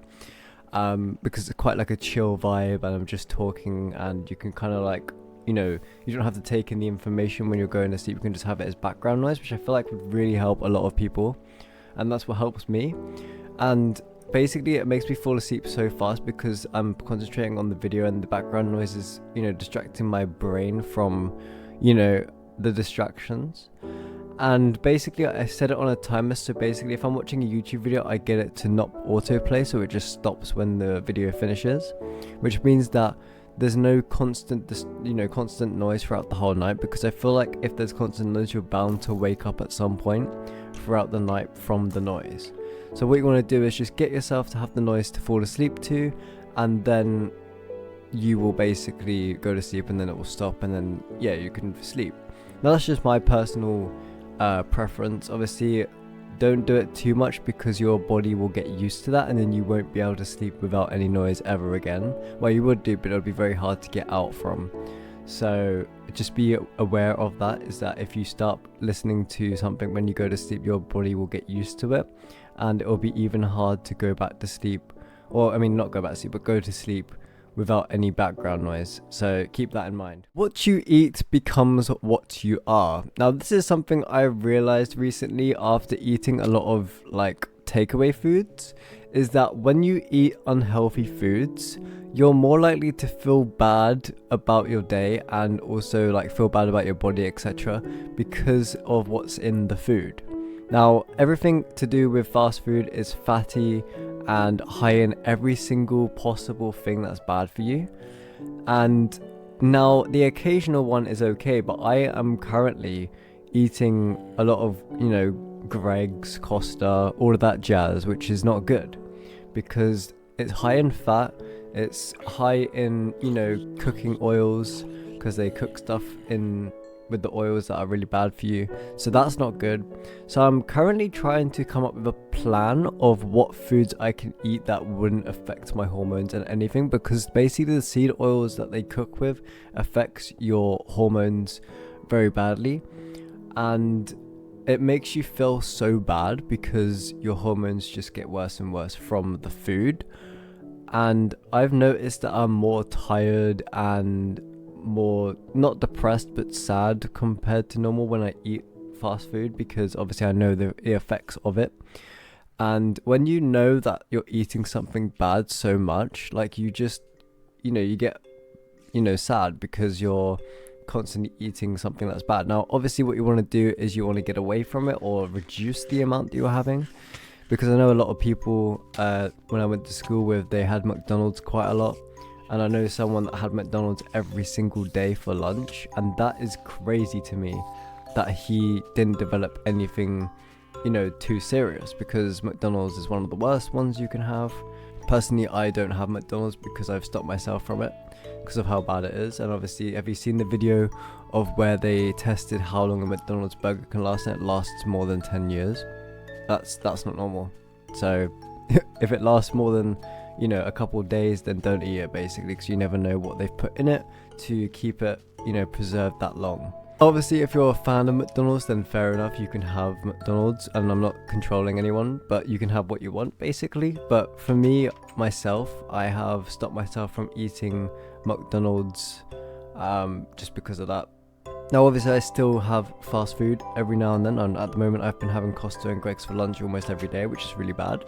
But I'm trying to stop myself from that because I have felt the effects from that. And obviously, the thing is, the more you have it when you're younger, the more likely you are going to be fat when you're older. So I do need to reduce my amount so I'm not fat when I'm older. Because right now I'm as skinny as a stick and my metabolism is so fast, and I really don't want it to slow down and then I put on a bunch of weight because I've had all of those fatty things that stay in your body for such a long time. Now, what I suggest doing is getting an app or making a diary of what you're eating, and then when you look at what you've eaten recently, you might be more likely to not have fast food because you'll be like, right, okay, so I had fast food twice this week and it's costed me this and this, so now I'm not going to have fast food for the rest of the week. That's what I feel like would help me, is that I would write down how much I've spent on fast food and, you know, the calories and stuff like that. And then I would be like, right, I've had it this many days this week and I'm not going to have it anymore this week. And then maybe limit myself to 1 or 2 days a week where I would have fast food of some sort, which would be very beneficial because that reduces the amount of, you know, stuff that your body would be exposed to that you're not supposed to have. And I've been trying to eat more healthy when it comes to fruit and general stuff by eating eggs and, you know, the natural things that animals produce and stuff like that. Obviously it's kind of hard to get away from supermarket meat because like butchers are becoming less and less and they're more expensive, but yeah, just try your best to try and eat as healthy as possible by eating fruits and all that jazz. Now, if you are one of those people that kind of can't get away from fast food because of whatever reason, then I would say try to, if you're gonna do it, try and have a balanced diet. So you're having fast food but then mixing it in with having a really healthy dinner or a really healthy lunch, because then I feel like you're not making it as bad because you're adding fruit, you're adding all those extra vitamins and things that your body would need. So you're balancing it out, and obviously do more exercise so you can burn off the fats that the fast food would give you. Unless you need to put on weight, then I guess it's okay. Because for me, my metabolism is so fast that I can literally eat anything and I would not put in any weight, which is quite scary. But I guess maybe I'm not eating enough calories from what my body needs, so I do need to eat more to essentially fix that. Because I feel like I need like 2,000 calories a day in order to start putting on some weight, which is absolutely crazy. And if you think about how many calories that is. Now for me right now today, it's currently 4 o'clock in the afternoon and I've only had about 500 calories today. And there's like no way that I'm going to have 1,500 calories in the next, 4 hours. Like that's typically not possible. So I've got an app on my phone which basically I put in my food and calories and it calculates how many I need to reach my daily goal of putting on some weight.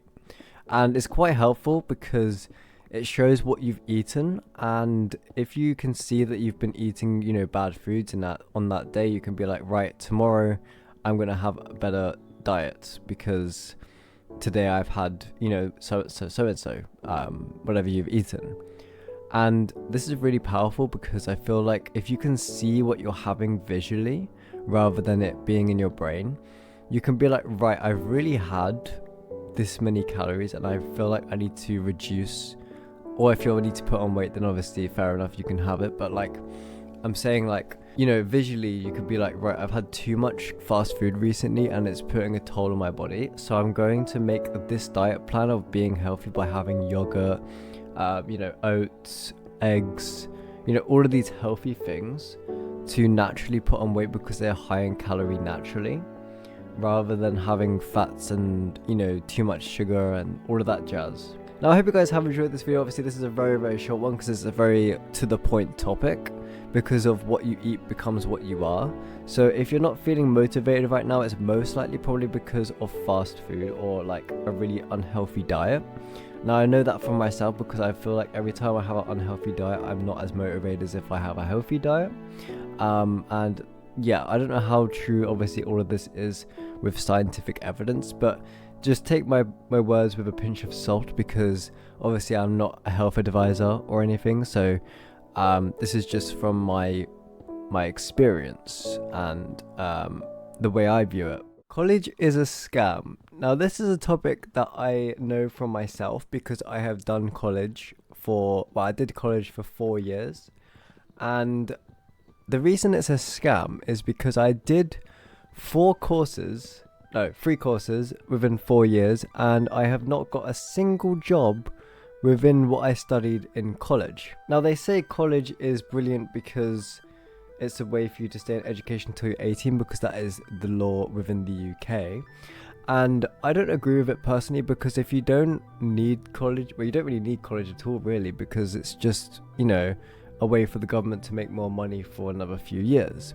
Because obviously you leave school in the UK at 16, and then you go to college between 16 and 18 or longer if you want to do extended education. And for me, the way that it worked is because I had to retake English and Maths for GCSE, and I had to go to obviously the college for, you know, at least 2 years because of the law. So I did a level 2 IT course, which I failed, and it was quite a good course, but because of, you know what, in 2020 we had to do a lot of the work from home, and I wasn't getting the help that I needed in order to understand to be able to pass. So I failed that, and then I went into media level 2, which is of course filming and editing, which is right up my alley because of YouTube, and I have been in YouTube for at least 9 years now. But obviously this is a new channel that I've done, but I'm not going to share any of my previous channels just because they didn't do well, and also there's no point. But basically I did a level 2 media course, and while I was retaking English and Maths that year, I actually passed English with a grade 5. So then I went into level 3 media, which was the next one up from level 2, and I passed both years, which is good because I've now got a diploma in level 3 media, and that normally would give you a job. Now, because of how competitive media is, and most jobs these days, it is extremely hard to get a job with a qualification like that. Now, even people going to uni is struggling to get jobs, and I know quite a few people that are in uni or had uni, and they have not got a single job from what they are studying. Now, I know someone that did IT, and he did everything possible to get into it, and he did university, he got a degree, and he's stuck in a retail job with me, and he's been like that for like at least 3 years now. So that just goes to show that if you're even at uni for 3 years doing your best, you may not even get a job within that area. Now, for me, I feel like I kind of made a bad decision by not taking IT seriously in the first year, because obviously during 2020 we had that whole shebang and we had to work from home. Now, what I should have done is I should have asked for help more through Microsoft Teams, because that's the one that we used for our college, and I tried to do it all myself because obviously I was at home and I was in my room, but we had to do obviously the meetings online, which was kind of annoying, but it kind of worked. And it was quite nice because it meant that I didn't have to walk to college, because back then I didn't have a car, so it took me 50 minutes to walk to college. Now, it was quite nice because I got a bit of lay-ins in during that time, because we didn't start lectures until like 9:15, so I would literally get up at 9, which is quite risky because it's literally 15 minutes before any of the lessons start, so you're basically half asleep by the first lesson. And that was kind of stupid of me, because then obviously I wouldn't have been my best performance through that first lesson, because I would have been tired, or even the whole day. Now, another thing is, during IT, I struggled with spreadsheets. Now, that's Excel, and I didn't really have much of an interest in it back then, but now I do, which is stupid, because I wish I had the interest in it back then, because I may have actually passed the course if I actually put in the effort. Now, the trouble is, now, if I passed IT, well, happy days, but I wouldn't have been able to go to the level 3 course, because I hadn't have passed English or Maths GCSE by that point. So I would have had to have chosen a different course anyway. Now, what I could have done is I could have basically tried hardest during the first year to get English and Maths. But obviously, again, because it was all online, that was very difficult to actually study for an exam. Now, even though I've got English GCSE, which I personally think is more important than a Maths GCSE when it comes to jobs, because realistically most jobs don't really require high levels of Maths. It just requires a basic level, which I have. I did functional skills level 1, and basically, if you don't know what that is, it's basically an easier version of the GCSEs. Now, the only way, basically the only grades you can get from functional skills is between level 1 and level 2. So level 1 is, in a GCSE grade, it would be a grade 1 to a grade 2, and then the level 2 functional skills is a grade 3 to a grade 4, basically. So if you pass level 2, you basically have a grade 4 grade, which is basically a pass in Maths. Now, because I didn't get far enough with that, because the college was messing around and whatnot, which is really annoying, and it wasn't the best college, so I basically never passed Maths. But the reason that college is a scam is because they say, oh, you're going to get a job after leaving because you have a qualification. That doesn't even work, because I've literally applied for jobs within the roles that I worked with in college and had my qualifications up on the CV, and not a single job has come up with the ones that I've applied to. So that goes to show everything there. And obviously, because I know so many people that have done the same thing and still in the same boat, like, that's literally just a big result of how much of a scam it is. Now, I would also agree that school is a bit of a scam because of the fact that they don't teach you life skills, and that's just the reality of that.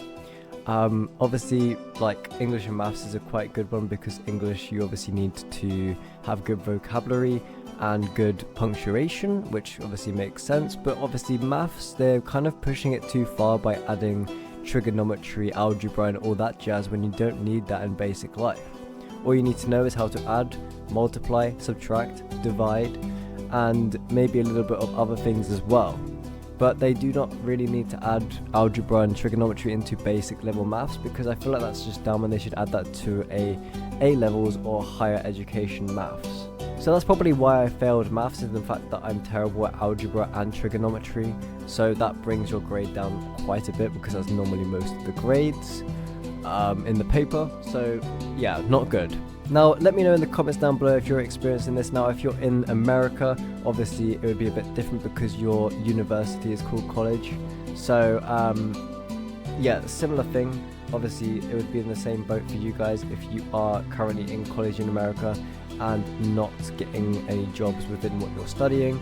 Then please reach out down below in the comments and comment your story, as I would be very, very interested into hearing your stories about the same thing that I'm going through. How to enjoy Minecraft like the old days. Now, recently, a lot of the new updates have been ruining Minecraft for the worst. And I feel like a lot of people agree with me on that. It's because they're overcomplicating Minecraft, because they're adding too many things to do. Now, that's something that I agree with, and I don't know if you guys agree with me as well, but like, you remember when Minecraft used to be such a simple game of just mining, building, and using your adventurations, adventuring around the world. Whereas nowadays you have the warden, you have the trail chambers, you have all these different things that they've recently added that I feel like is just a bit useless. Now, yes, it adds extra items to the game to potentially add, more, variations to things, but I feel like they're overcomplicating the game unnecessarily, which is a bit silly, because why are they adding so many things? Now I get that they want to keep it updated and they want to keep adding new things to refresh people to the game, but I feel like they're doing the total opposite. They're adding too many things to the game, which is bringing people away from the originality of Minecraft. I feel like they should have just stuck with the end and the nether being the main bosses, because that is what it used to be.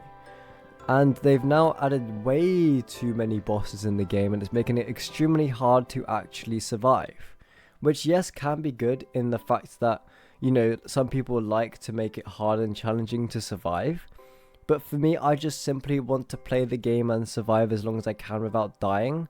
And the only way you can do that is by playing the old versions of the game that you're not going to die to some random new mob they've added that you've never known before. Obviously, the new warden, or newish warden, it came up ages ago, but like, it's literally the most deadliest thing you can deal with because it has such a high health level, and it can basically kill you with like less than 3 hits, which is absolutely insane.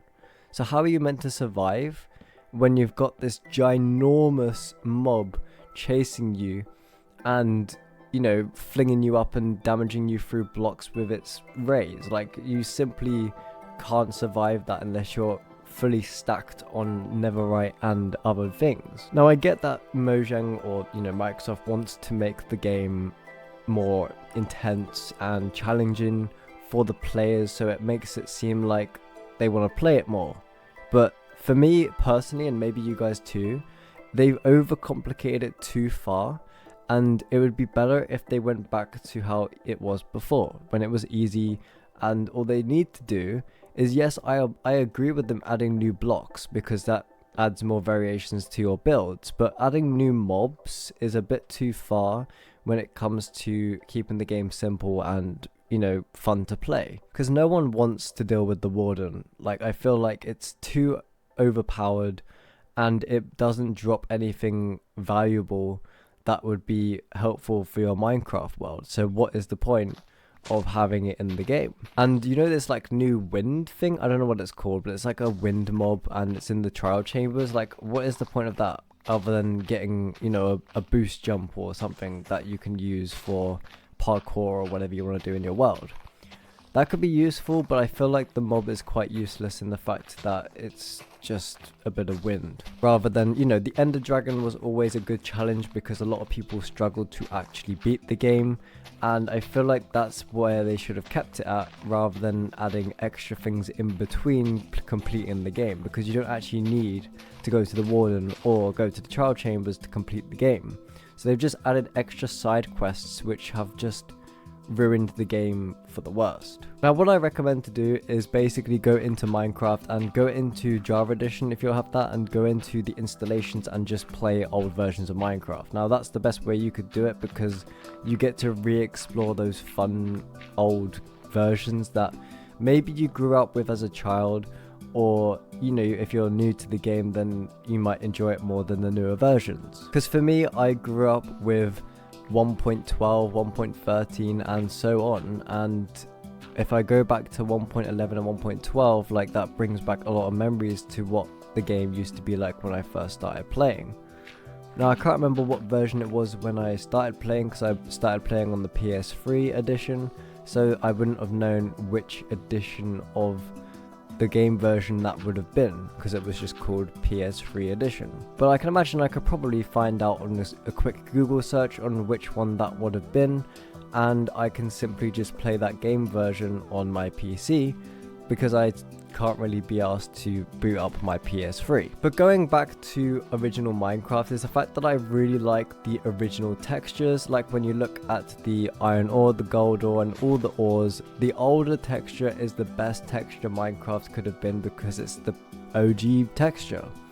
Now I don't know why they ruined it by adding, you know, the ores to be bigger within the blocks, because I feel like that just ruins the originality of what the ores look like. Now I know they want to go into more detail with it by adding, you know, the little shadow block bits into the ores and all the different detail into the ore blocks, but I feel like they've just ruined the textures so much. And obviously dirt and netherrack has just changed since the older versions, which ruins it, and obviously the water and lava are different. It's just all different. It just seems like a complete new game. Now I understand that Microsoft is probably the main reason behind it, because ever since Mojang sold the game, they've ruined it for the worst, and I feel like if Mojang kept the game, it would have been a lot better than it would be now. They wouldn't have added so many different things, and they probably would have kept it simple, the way that they designed it to be.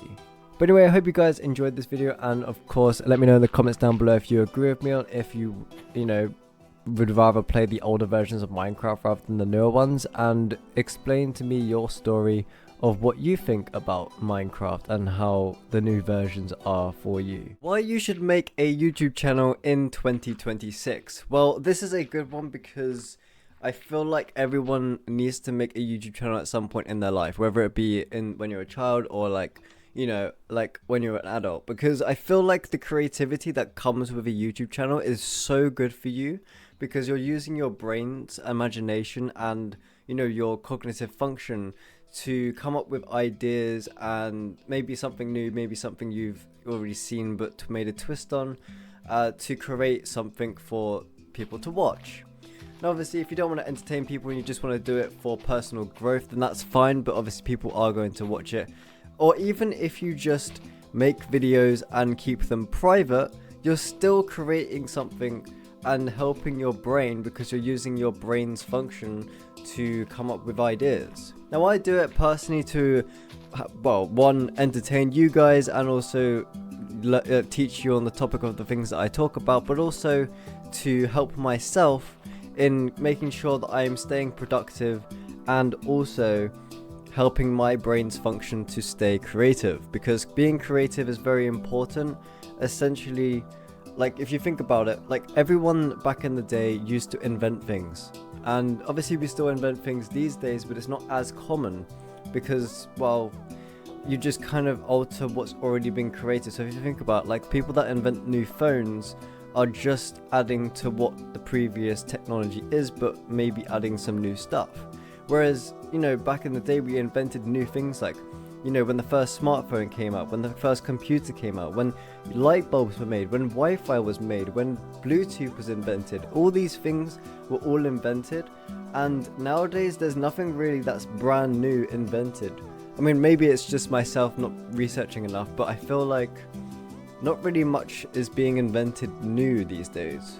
It's kind of just an altered version of what's already out, or, you know, that kind of thing. And the way that ties in with YouTube is that you're using your creativity skills to come up with things that could potentially make you an income someday. Like, it's that crazy that your creativity could potentially be your job. That's how crazy YouTube is. Like, one day you might wake up after maybe like 6 months of uploading, and you might actually get £1,000 or dollars a month. Like, imagine how crazy that would be to have a part-time worth of work in YouTube to get that income. Like, this. Obviously, like, when you have a part-time job like I do, like, all I do is I do retail, and I do about 80 hours a month, which is about part-time. It's kind of like half of full-time, and I only get about £1,000 a month, which is not much when you consider how much a full-time job would be. But yeah, if you can make your way to getting 1,000 per month on YouTube, that is a one heck of a milestone. Because that, if you can get it consistently each month, then eventually you're just going to grow and grow until the point where you're going to get more than 1k a month just from YouTube. And if you have a loyal fan base, you can make merch, you can do, you know, sell a product for whatever you're talking about. All these different things can tie into extra incomes from what you're doing. So making YouTube videos isn't just about, you know, being creative, but it's also like potentially creating yourself a, you know, a career. Now obviously I would love to have a career in YouTube, because I've always had that dream as a child to entertain and upload creative videos for people to watch. And that would be the ultimate dream job for me, to do what I'm doing right now. So if you could make that happen by subscribing and liking this video, that would be ultimately the best thing ever, and I would appreciate that very much. Now, you can create anything when it comes to YouTube. You can make like YouTube shorts, YouTube videos, live streams, anything on the platform and it would still be classed as being creative and helping yourself. Now for me, I used to live stream on YouTube. I currently aren't in that phase, but eventually I might start doing live streams on this channel where I just constantly talk about a specific random topics for about an hour or two, and we might even get friends on the channel as well, and maybe interview some of you guys as the viewers, because that would be a really good idea to have one of the viewers or a couple of viewers into a Minecraft world and we just play Minecraft while we talk about specific topics. I feel like that would be a really good idea, and it also involves you guys into my videos, which is ultimately the best thing because I love involving you guys within these videos. So maybe soon I will make a Minecraft server and we can have one person in each time, and we just kind of like talk about a topic and how it's relevant to the person that I'm playing with, you know what I mean? I feel that would be such a good idea, and also like because it involves you guys, you're like gonna enjoy it more because it's more, you know, relevant to you, and you may even get similarities between what the person is saying or what I'm saying to what you have experienced yourself, which is really good because, you know, you can bring yourself into the conversation and be like, oh, I experienced this same thing and I feel the same way about it. That's just how cool it would be. And if we have a live stream, you know what would be really cool is to involve you guys within a Minecraft world and simply just play Minecraft together. That'd be really good, and have a server where we can all play and talk about things. I mean, obviously you'd have to be very sort of mature about it, and I wouldn't want people messing around while you know, recording and stuff like that, because obviously I wouldn't want people making silly noises or saying rude things or, you know, breaking the Minecraft world, etc. I just want people that are very serious and want to talk about their experiences. Now, why I'm saying you should create one in this day and age is because we are getting less and less creative from watching videos rather than creating them. Now, this ties into my video where I talked about create instead of consume, because a lot of people are just consuming rather than creating, and that's really sad to see, because I just love seeing people's minds come to life. So for instance, when I go onto YouTube, I like to see what people are thinking and how they thought about those video ideas, because I just feel like that's really interesting to me, and it might be interesting to you as well, seeing what other people think about and how they put that thought into reality with a YouTube video. I feel like that's a really cool skill to have, and it's just so interesting to see. And once you start creating videos, you'll actually notice that your brain will get more and more creative the longer you do it. This is what I've seen myself, that before I started YouTube, I was not really that creative. I kind of, well, when I was younger I was creative, but like as in recently, from watching so much short form content and just consuming most of the time, I've noticed that since I started being more creative, I have started to, you know, bring that creativity back to my brain, and my imagination is slightly coming back day by day. Now, if you're experiencing this as well, where you're not so, you know, your imagination doesn't really work as well as you used to, or like you're not as creative as you used to, then I would recommend reducing your amount of time that you're consuming short form content. Now, I'm not saying you can't watch long form content, because that's different, because it's all to do with attention span and the types of things you consume, because obviously a lot of the short form content is just brain rot, which obviously has its title for a reason, because it's rotting your brain. Now for long form videos like this, then it would be a lot better, because you're just, you know, trying to fix your attention span, like my description says on my channel, where it says these videos are to help your attention span, which I said for a reason, because they are long enough that if you watch through these videos all the way through without, you know, multitasking, going on to, you know, a different app on your phone while it's playing in the background, or like, you know, doing something that your brain is going to keep itself occupied from resetting your attention span. Because I feel like ever since I've started watching longer videos, that, you know, I'm just simply just watching like I used to, my attention span has just got so much better, and my creativity has just, you know, got even better from that.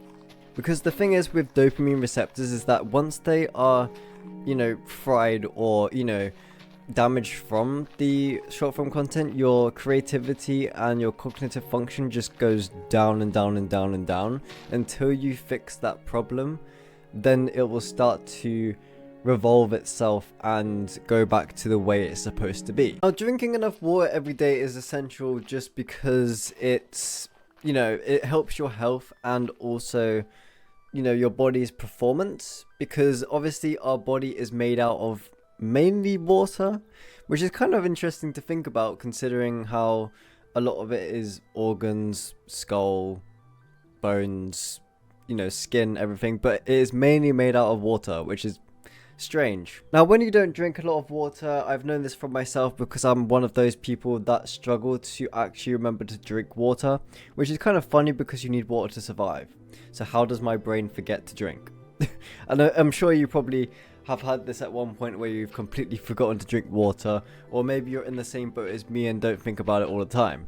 But what's important is to keep drinking water, because obviously that's what our body needs, and it also helps with, you know, if you're working and doing exercise, because if you don't drink during those, you're more likely to faint or everything else that comes with not drinking. Now, for me, ever since I was little, I was always nagged from my parents and my grandparents to basically keep drinking water, and I always kept forgetting, and I still do that to this day. I always forget to drink water, and I haven't drunk any water yet today, and it is currently almost 2 p.m, which is absolutely insane. I mean, I did get up quite late, to be fair. I got up at like 10:30, but that's not the point. The point is I haven't drunk any water today, and it is very important that after this recording I am going to grab a glass of water and drink more this afternoon.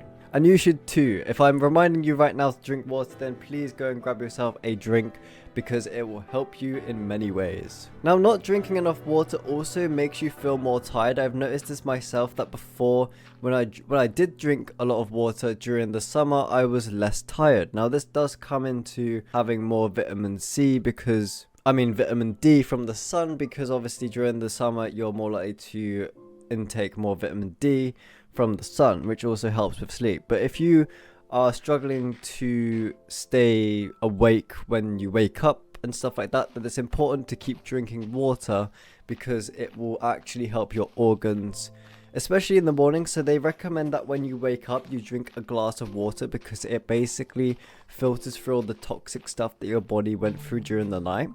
Because if you think about it, if you sleep for like 8 hours, that's 8 hours that your body isn't intaking any fluids, which is actually insane. Because if you think about how much toxic stuff can produce during that time, and also like just sitting in your organs, it's important to flush those toxins out, so then your body can work for its fullest throughout the day. Because I feel like every time I don't drink anything in the morning, my body just struggles. Like, it struggles to stay awake, but also struggles to do, you know, the simple exercise tasks that I'm supposed to be doing. Whereas if I drink a whole glass in the morning, I feel more refreshed to start the day, and also I don't feel as tired from when I didn't drink anything. Now, obviously food is as important as water, so like, it's important to obviously have something to eat before you do any exercise and stuff like that, because obviously you're going to just burn through your own body, unless obviously you've got like some weight on you. Then like, I feel like, you know, if you don't have any weight on me like me, I'm actually really skinny, and it's important for me to eat before I go to work, because otherwise I will become a lizard if I don't, if you get what I mean, how lizards are really skinny. Now, obviously, if you're not putting on any weight, and for me, I have such a fast metabolism that I don't put on any weight no matter how much I eat. Now, this ties into as well with not drinking enough water, because obviously water can help you put on weight. And I've noticed this myself, is that in order to actually eat more and put on weight, you have to drink more water, because when you drink more water, your body actually gets rid of the food faster, because it can break it down more with the water. So then you can actually get more hungry and eat more to then hit your calorie goals, to then put on weight. So if you are struggling to put on weight like me, it is important to drink more water. And I know that's true because a doctor has told me that themselves that it's important to drink more water to put on weight and stuff like that. So yeah, and obviously now that it's spring coming into summer, and obviously it depends on when you're watching this video. If you're watching this later in the year, then obviously summer may have already been, but at this current time, spring has literally just started, and I think as of today, spring has started. But yeah, spring has just started, and the hot weather is coming, so it's important to make sure that you're keeping yourself hydrated so you don't get heat stroke and all of those things that is coming with summer with not drinking enough water. Now, one thing that I absolutely hate from being dehydrated is when you get that really strong wee and it really burns when it comes out. That is the most horrible thing ever, because then you just get like really uncomfortable for a while afterwards and you just like completely regret not drinking water. Happens every single time. I'm like, oh, I should have drank water. So it's literally, as soon as after I've gone to the toilet, I literally go grab a whole glass of water and I chug it down as if I have basically not drunk anything for days. That's how bad it is. So yeah, hopefully I don't have any liver problems, but yeah, basically to make sure you don't get any issues with your organs, make sure to drink water. I know this is a very, very, very short topic to talk about because it's a very simple topic to just say drink water to keep yourself healthy, and obviously just water won't keep yourself healthy. You've got to do other things as well, like exercise, water, eating the right things, going to sleep at the right time, all these different things to make sure that you stay healthy. And yeah, obviously for me, I'm struggling quite a bit with keeping myself healthy, and the fact that I'm struggling to keep a sleep schedule, I'm struggling to eat the right things, because obviously it's very hard in this day and age to find what's actually healthy, and also to stick with a fixed healthy diet every single day. So yeah, the moral of the story is to make sure you drink water, and if it helps, to try and buy one of those glass, like, you know, bottles that says like the times and when you should drink it by, because I feel like that's really helpful. And even if you don't have that, then maybe just get a normal bottle and just write on your bottle like the goals that you want to have. So like get a marker and be like, right, so by 2 p.m. I want to drink a whole glass. So like maybe get a pen and paper, write down exactly what goals you want to have. So like let's say by 1 p.m. I want to have a glass of water, by 4 p.m. I want to have another glass of water, by 6 p.m. I want to have another glass of water. So then at least then you're tracking your goals, and then you've already had the amount of glasses that you want to have, which is important. I feel like that's a really good idea from myself there, and I do recommend it yourself, because then at least then you can tick it off each time you've hit a goal, and it feels good for yourself because you've obviously ticked off that goal and you've hit it. And for me, that is an important thing, is that every time I want to do something, I write it down, and then once I've completed it, and I have to complete it by the end of the day, I can then tick it off and then be happy, because that is really good when you actually hit a goal. And yeah, that's important to do. And I do recommend that with anything actually. It's not just drinking water, but like make sure that you make a to-do list every single day and make sure you hit all those goals by the end of the day. So you cannot go to sleep until everything is ticked off for the day. That is just a very important thing to do, and I feel like that's really helpful, because it's more likely for you to do it if you write it on a piece of paper. I absolutely love this topic because you can make anything work if you put your mind to it. Now, there's a quote from Back to the Future, if you've seen it, and it's basically, if you put your mind to it, you can accomplish anything. And it's very, very true. I absolutely love that quote, because if you put your mind to it, you can absolutely accomplish anything. Now, when you hear people say you can make anything work, they sometimes think it means just believe harder, and that is not what they mean. It means that when you commit to a goal and you pair mindset with the right actions, you become the kind of person who figures it out, which is absolutely crazy, because if you think about it, mindset plus actions equals momentum.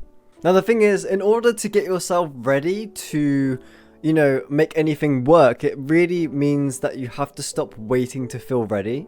Now, I know a lot of people with YouTube and stuff like that, they think there's a right time to do it, but there is not. You have to just start.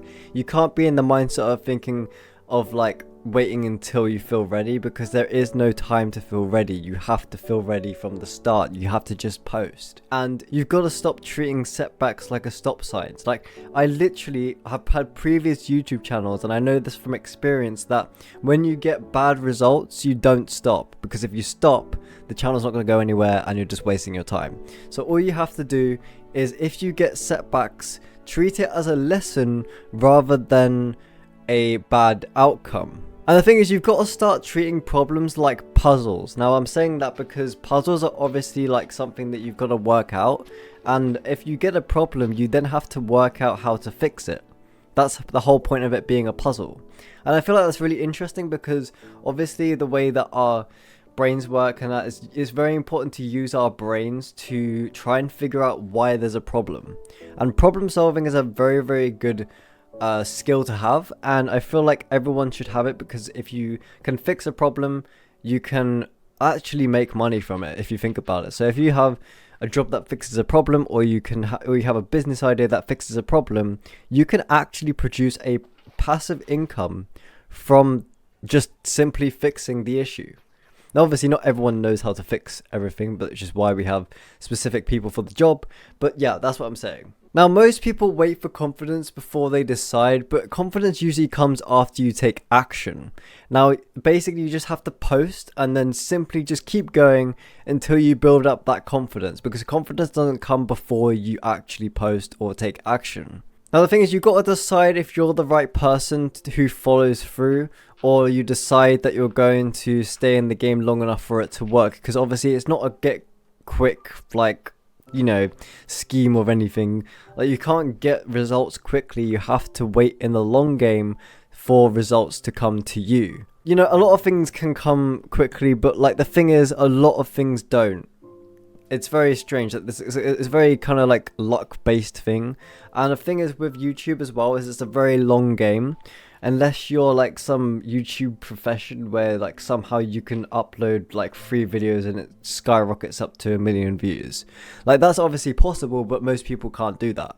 Now, an example of this is that you don't become disciplined and then you start showing up. You start showing up and discipline gets built into your identity. So discipline comes into your identity over time. It doesn't just happen from you just starting, if you get what I mean. Now, the thing is, you've got to stop aiming to be perfect. No one's perfect, and no one will ever be perfect. I mean, obviously, there is a time that if you can become perfect over time. Now, if you do this, like, just say you do YouTube for 5 years. Over that time, you may eventually get to a point where you're actually doing very well and you're actually perfect with your videos. But obviously, starting out, you're not going to be perfect. No one's going to be perfect. You just have to post and see how it does. And then basically react on the sort of things and stuff that comes, like the results and stuff that come with it. And obviously, if you're starting a business, then obviously you're not going to be perfect straight away because it's a new thing that you're doing. Now, the thing is, a lot of goals fail because people build plans they can't maintain. They go from 0 to 100, then burn out, and then they feel like they can't do it, which is absolutely true, because I have felt this in the past. I've set a goal of, making a YouTube channel work, and I put in all the heavy effort and heavy editing, and then it just basically doesn't go anywhere, and then I burn out and I basically can't continue it. Now, I feel like the thing with this channel is that I'm doing videos that aren't so heavy in editing and stuff like that, so I can actually produce them on a daily basis. Whereas before, I was doing heavy editing, trying to get people to watch as long as possible, which is really bad, because obviously then you're not building a proper fan base, you're just building some kind of like attention span seekers kind of thing, because they're just watching it for the quick edits and stuff like that. Now, the thing is, you've got to make a plan smaller until it's repeatable. So like, for instance, you've got to set smaller goals until you can hit those goals, and then you get bigger goals as you go along. So you can't just aim for 1 million subscribers by a certain period of time, because that's definitely not going to happen. You have to aim smaller. So let's say, for instance, I want to hit 1k subscribers by September this year. That's more of a feasible goal than if I said I want 1 million subscribers by the end of the year, because that's literally, well, it is possible, but it's very unlikely, to be honest. Now, the thing is, here's some examples. So like, if you want to work out, basically just start with 15 minutes 3 times a week. That's literally easy to do. You could literally do that, and that's only about 45 minutes in a week worth of working out. And then obviously you build that up over time. Or like, if you want to start a YouTube channel, then basically start with 1 video a week, same day at the same time, and then basically work towards maybe increasing that once you feel comfortable and know what you're doing. And if you want to change in your life, start with 1 habit you can do even on your worst day. So for instance, if you want to, I don't know, go to sleep at the same time every day, then start by setting that habit every day. And obviously you just got to start with one habit. You don't have to have multiple at one go, because that's just going to ultimately burn you out. So basically just set one habit to break. So for instance, if you want to start a habit of going to sleep at the right time, then start with that until you get it done. And then if you want to get rid of another habit that you have, so for instance, if you're eating bad all the time, then once you fix the sleep habit, go on to that habit, and then it will be a lot better for you to break down and, you know, tackle. Now the thing is, if you're doing something new, you'll definitely hit resistance, and that's perfectly normal. Life gets busy and you get tired, and obviously you get doubts, but the mistake is thinking resistance means that it's not for you. The thing is, basically, resistance is just the entry fee, if you think about it, right?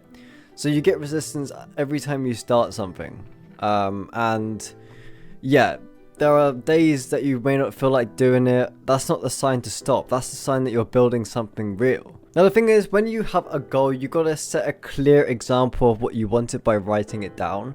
So obviously you want to be like very clear with it. You want to build the smallest version, so like start off small and then build up.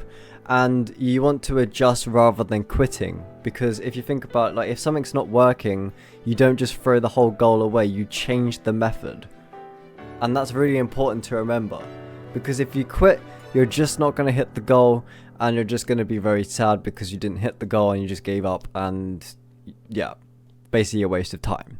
Now what you want to do instead is you want to adjust. So let's say for instance you're doing a YouTube video and it's not getting the views you want. Now basically you look in the stats and you think, right, is my thumbnail hitting the click-through rate? If not, then work on your thumbnails.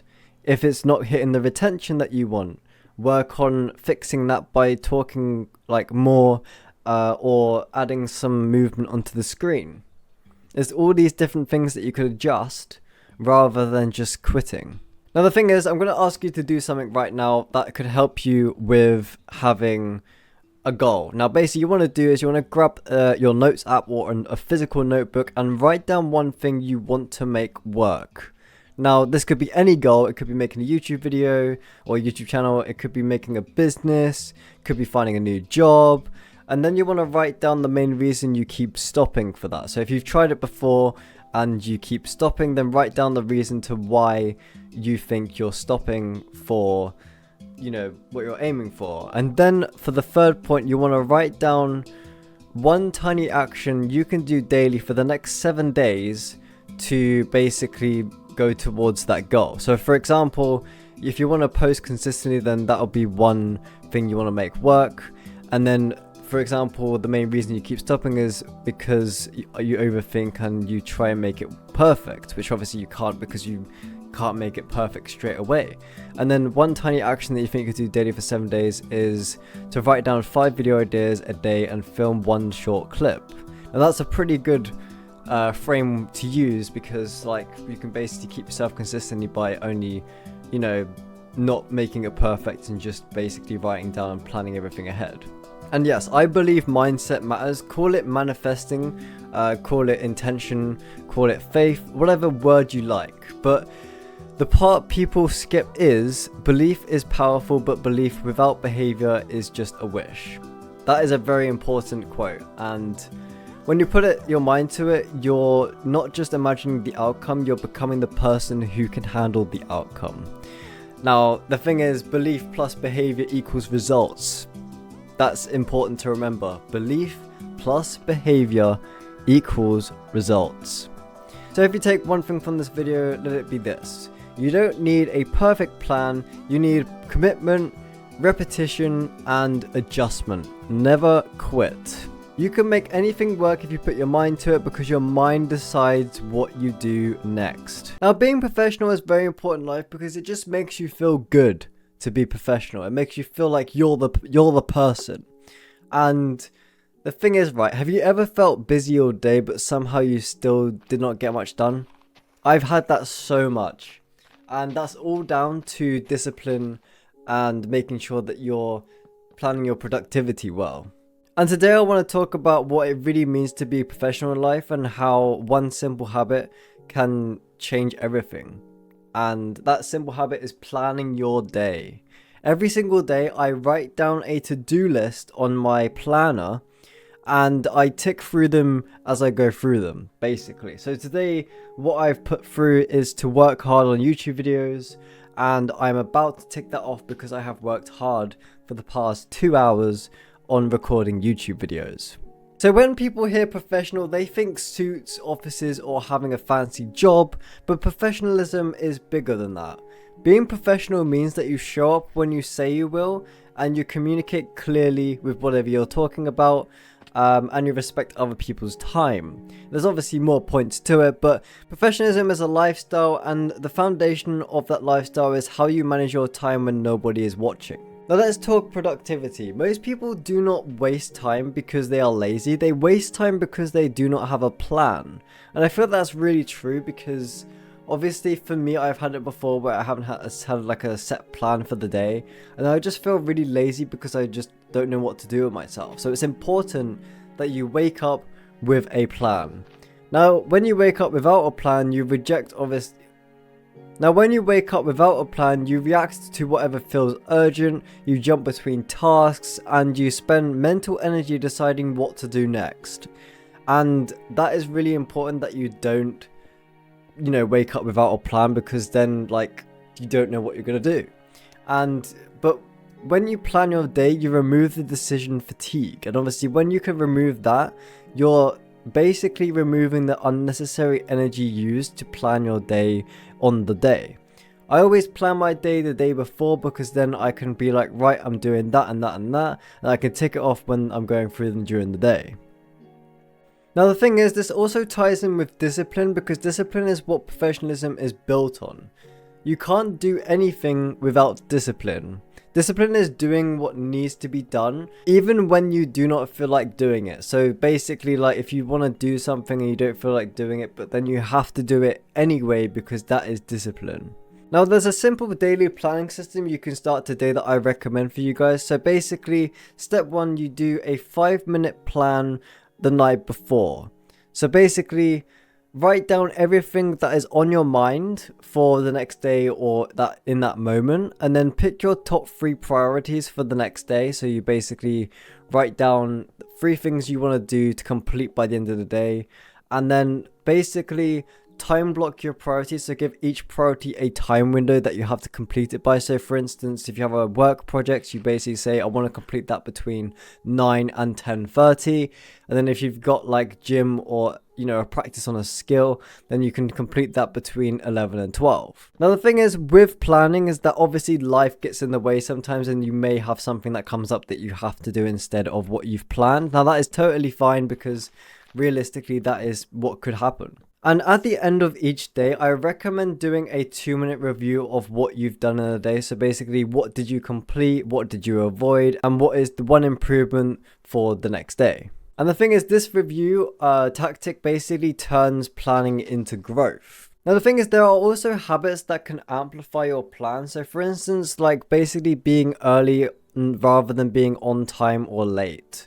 That is really good because it means that you can stay professional. So for instance, if you have an interview for a job, make sure you are early rather than on time or late, because that doesn't set a good, professional thing on you. And the thing is, if you communicate proactively, so let's say for instance, if you are late or stuck, tell people early rather than on the time that you're supposed to be there. So for instance, if you're late for work, call them half an hour or 15 minutes before or as early as you can, rather than on the time that you are supposed to start work. And one thing that I say for when you are working around stuff is make sure your environment is clean and tidy. Because when I do YouTube stuff, I like to keep my desk set up completely clear of distractions and anything that's on it, because it makes me feel like I am more professional and keeping myself on task. And one of the best standards you can set is planning your day, and I do this every day. As I said, it's very important that you do, because I feel like if you can tick off everything throughout the day, you just feel a lot better about yourself in the end of the day, compared to if you just basically didn't plan your day and you basically didn't do anything, and then you just think, well, I've completely wasted this day, and then you go the next day and you repeat the same thing. Now if you want to be more productive and more disciplined, start simple by planning tomorrow today. So basically at the end of today, write down what you want to do tomorrow, so then tomorrow you don't have to worry about what you're doing. You can just put all your energy into fixing or doing those things that you've set for the day before. Now, obviously, 2026 is now into March, which is obviously the third month of the year.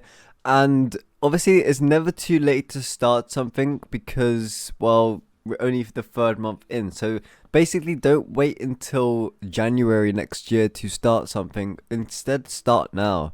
Think of this month as a new, fresh start to yourself. Because if you think like that, then it will put your mind into a perspective of starting something new. Because if you think about just, next year I'm going to start this, or like, in a few months I'm going to start this. No, you have to start now. And that makes such a big difference, because for me, when I started this YouTube channel, I was putting it off for so long. And then I was just sort of like, right, there's no right time for this. I'm just going to start. And, it's doing okay. The way you make your life better in this year is by trying to find something that can perfect your life, or not perfect, but like make it better. So for instance, like if you're in a bad job right now, look for a better job within the next 8 months. Now, how you make this year the best year of your life is by finding ways to make it your life more enjoyable, or make something work. Like for instance, if you're in a bad job right now, like me, I'm in a retail job that I don't really particularly enjoy, then my first goal would be to look for something better. And also, because I want to get more than an average job's worth of pay, then I would rather look at something that's going to bring my money up, like doing a business or day trading, or all these different things that people can do to make more money than just a regular job. Now, obviously, it's not all about making money. The thing is with making, your life the best year or whatever. Now, obviously, it's not all about money. You can obviously make your year the best year of your life by just doing things that you enjoy. So, going on a holiday, or doing different things, making new hobbies, all these different things that you could do that you could make the best year of your life. That doesn't have to include, making your income more, or, all that jazz. Now, for me, to make my year the best would be to get good results with this YouTube channel, find a new job, and start something that could potentially bring me some money in the future. So obviously this year in January, I started investing, because I know that that's a very good thing to do for your money. Because realistically, if you could put it into an investment, you're more likely to make a return than just keeping it in an ISA. Because when you keep it into an average ISA, you're not keeping up with inflation. You're actually losing money. That's the illusion that ISAs give, is that they're, showing that they're giving you money, but in reality, they're just keeping up with inflation, and you're not making any money. Now, going back on track, this year I really want to go to some more events that I really enjoy. So I love car events myself, because I'm like a car guy and I love cars. So I'd love to go to more car events this year to, meet new people, and just enjoy my life, basically. But for you, obviously, you've got to find in yourself what you enjoy doing and what you would like to do this year, because obviously everyone has goals on what they want to achieve in the year. Whether it be, if you're at university, then maybe like completing the year would be your goal. Or if you're at a job that has specific goals of reaching specific targets, then obviously maybe your goal would be to hit those targets so you can get a bonus at the end of the year. There's all these different things that you could do to make this year the best of your life. Now, I recommend doing something that obviously will give you better income. So like for me, I'm obviously looking for ways to make more money than a normal like 9 to 5 would. And it takes a lot of work, obviously, but there are ways that you can do it. There's many ways you can do it, basically, but it's just whether or not you are experienced enough to do it, or like you are smart enough to do it.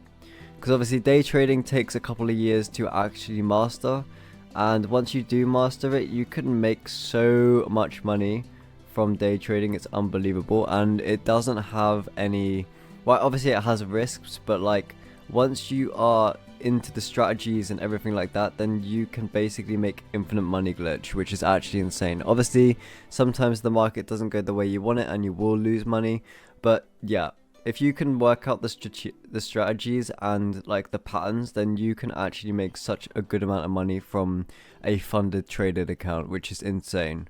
Now, if you are interested in that, then obviously research that with YouTube, but yeah, I'm not going to get into that right now. So please be sure to let me know in the comments what your goal is, or what you would do to make this year the best year of your life. And it could literally be anything that you think would make your life better. And I would just love to respond to them in the comments and just be like, oh, I relate to that, or just help you guys out. So if you have any, if you want any advice from me, then just comment below what you want from me to say, and I will reply. Now, another goal for me this year to make it the best year of my life is to save up a lot of money. Now, every year I've had previously, I have not managed to save up enough money, because either something goes wrong with my car, or I end up going on a spending spree every single month and I end with anything savings at the end of the month, which is really, really bad. I actually say to you guys not to do that. And that ties in really well to my video on save, don't spend, because obviously, saving is better than spending at the end of the day, unless you really have to spend, which obviously most of us do, because you've got to get food, you've got to get the daily essentials and everything else that comes with mandatory payments. But yeah, that's my goal, to actually save a good amount of money this year and stick with it until I can afford a new car, because my car's very old, so I want to get something that's a bit newer and more reliable. But anyway, I hope you guys enjoyed this shortish video. I know it's a very short video, but the topic is very important to obviously make your life better, and obviously make this year count, because I know a lot of people in my life that are actually just kind of wasting their years away, including myself. I did that as well, where the past few years I've kind of just coasted, and I've just kind of stuck with my retail job and haven't really done much else to improve my life. Obviously, I've done a couple of like small tasks, like learning new things, and over the past few years I bought new cars.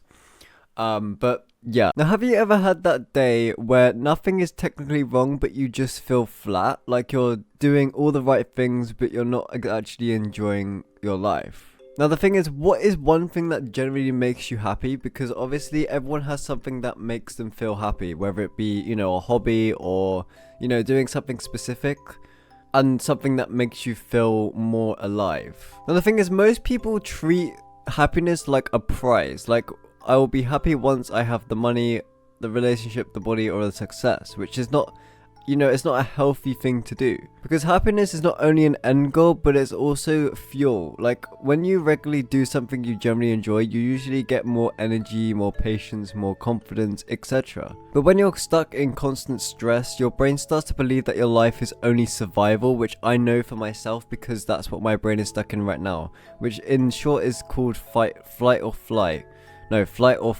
which it goes back to our days of when we used to hunt things, and our bodies just aren't used to the modern day stress that we get put on our bodies, which obviously isn't healthy, because our bodies aren't used to be stressed this much, which is why everyone feels drained and tired and everything else, which shouldn't be normal. But the way that it's all for the system that we have, because everyone, they all want us to work basically, and when you work obviously 8 hours or more, your body can't handle that, because our bodies just aren't used to working that long. Like, we're supposed to have a longer breaks than an hour. Like, you're not even supposed to work that long for our body's sake. So for instance, when we went hunting in back in the day, like, we never went hunting for like the whole day. We only did it when we needed food. And obviously we were successful or not successful. That's why eating too many meals a day is really bad for you. Now, a simple happy activity does something very powerful for your body. It reminds your nervous system we are safe right now. So basically, like, when you're doing like something you find happy, it basically relaxes your body, and your nervous system to basically feel like you're actually safe, which can obviously lower stress, improve sleep, and stop you from feeling like you're always on edge, which I know for myself because I've experienced that a lot, where I just constantly feel on edge and can't relax kind of thing. And like the thing is, the activity doesn't even have to be that big. It could literally just be something like a 10-minute walk, or music with headphones, cooking with like a good meal, or anything. It could literally be anything that you find that makes you happy. And the thing is, consistent joy beats occasional big excitement. So if you can find something that makes you constantly happy rather than just getting a big excitement and then it fades away, then that is really important. Now this might sound random, but it does matter. When you have something you generally enjoy, you always bring a better version of yourself into your life. So you obviously have stories to tell, you have different opinions, and you also obviously have a passion from the thing that makes you really happy. And obviously a lot of people can feel your energy, so like if you're feeling down, they can definitely tell that you're feeling down, and if you're feeling happy, then people will feel more happy around you. It's a very big thing when it comes to meeting new people, or your friends and stuff, because obviously if you're feeling down or depressed, then your friends or your the people that you're meeting are going to feel that, and they're less likely to hang around with you. I know that for myself, because when I was in school I kind of looked a bit depressed and I didn't make that many friends. So like that just goes to show that if you don't feel down on earth and happy and stuff like that, you're less likely to make friends, because the people that you're trying to make friends with aren't on the same level as you, so you're not going to match up with them as friends. Now this is something that people do not talk about enough, is that when you do something that makes you happy regularly, you start to trust yourself. Even if you're not good at it, or even if nobody sees it, you become the kind of person who keeps promises to themselves and can take care of their own mood, which is really important, because obviously taking care of yourself is, one of the best things you can do. Now, if you're thinking that sounds great, but I do not know what makes me happy, then obviously you're not alone, because a lot of people can feel like that. So like obviously the common reasons that you might have that for is that you've been in survival mode for too long. And I know this for myself because I have been in survival mode for a long time. And what I find that makes me happy is going to car events and being with my girlfriend. Really does help to relax my nervous system. Other reasons would be like chasing other people's expectations, or you're currently burnt out. There's just many different things that you can do. And the one important one that is one of the biggest reasons to why you might feel, kind of dull about your life, is that you're addicted to quick dopamine. And that's a big one, is that, if you're constantly scrolling, you're eating a lot of junk food or constant stimulation of some sort, you are going to feel dull, not happy in life, and many things. Now, if your baseline is consistent stimulation, simple happiness can feel boring at first, which is very true. I felt that before. And that does not mean that it's not real happiness. It just means that your brain needs time to reset. Now, the average time for a dopamine receptor to reset is about 6 to 10 months, roughly. And it can be longer depending on the person and depending on the exposure to the problem that caused the dopamine receptors to fry. But essentially it takes a long time, and you've got to eliminate the thing that obviously caused it. So if you know that you're scrolling on social media is the cause of you to feel the way you feel, then cut out social media completely. Only talk on social media with your friends rather than scrolling onto useless videos, basically. Now, something that you could do to essentially find what you find happiness. Now, essentially what you could do to find happiness is to note down the things that you liked as a kid, because a lot of people tend to go back to what they liked as a kid when they're an adult. So for me, I've always loved Minecraft. I've always loved doing YouTube. I've always loved, Call of Duty and all those different things. And that's never changed for me since a kid, and also with Lego as well. And obviously note down as well the things you're curious to try, so like things that you want to try but haven't tried yet, because I feel like that's really important to note down, so then you can tick them off once you've done them. And at least then that way you're experimenting with what you can find that you might enjoy more than other things. Now, something you can do in the next 7 days would be to basically, try and do everything every day that makes you happy. So every day of the week, find something that you enjoy doing. It doesn't have to be a big thing, it could just be something small, and then just work your way up to doing it every day. But start with just 1 week of doing something different each day that you find brings you joy. Now, life is not supposed to be misery with occasional weekends. You literally deserve at least one thing that reminds you that being alive can feel good. Now, if you're one of those people that don't quite have their life together, then don't worry, because a lot of people are like that too. For me, I definitely don't have my life together because I am still working a retail job that I've been in for coming up to 3 years. And I am struggling really hard to find something new because of the way that the UK's job system is at the minute. I'm sure it's probably the same in other countries too, but yeah, I'm basically just stuck there for now. And for me, that makes me feel like I haven't got my life together because I'm just stuck at a part-time job that I can't make full-time right now. If I had the option to make it full-time, then I would, because then at least then I can make some more money while looking for something else. Because at the minute I'm only getting about £1,000 a month, which is part-time work, and I can definitely get 1,700 if I worked full-time, which is a lot of good money. So what I would recommend doing is, if you don't quite have your life together, then I would recommend getting a notepad and writing down why you think that your life's not together. So write down, it could be a thing of like, oh, I'm in a bad job, or I'm still in college but I don't know what I want to do with my life yet. Then that could be a good one to put by writing down specific jobs you want to do, or the goals you want to have in life, all those different things. And then basically that'll make you feel like you're more fulfilled in life. So basically I recommend also writing a bucket list, so things you want to get done in life by doing something. So like if you want to go and climb a mountain, then basically write that down, or if you want to fly a plane, then write that down. Obviously it's nothing that would like make like a big change to your life, but it's basically just something that you'll find enjoyable, that you can't do on a day-to-day life. So for instance, flying a plane, you can't do that every day unless you're a pilot.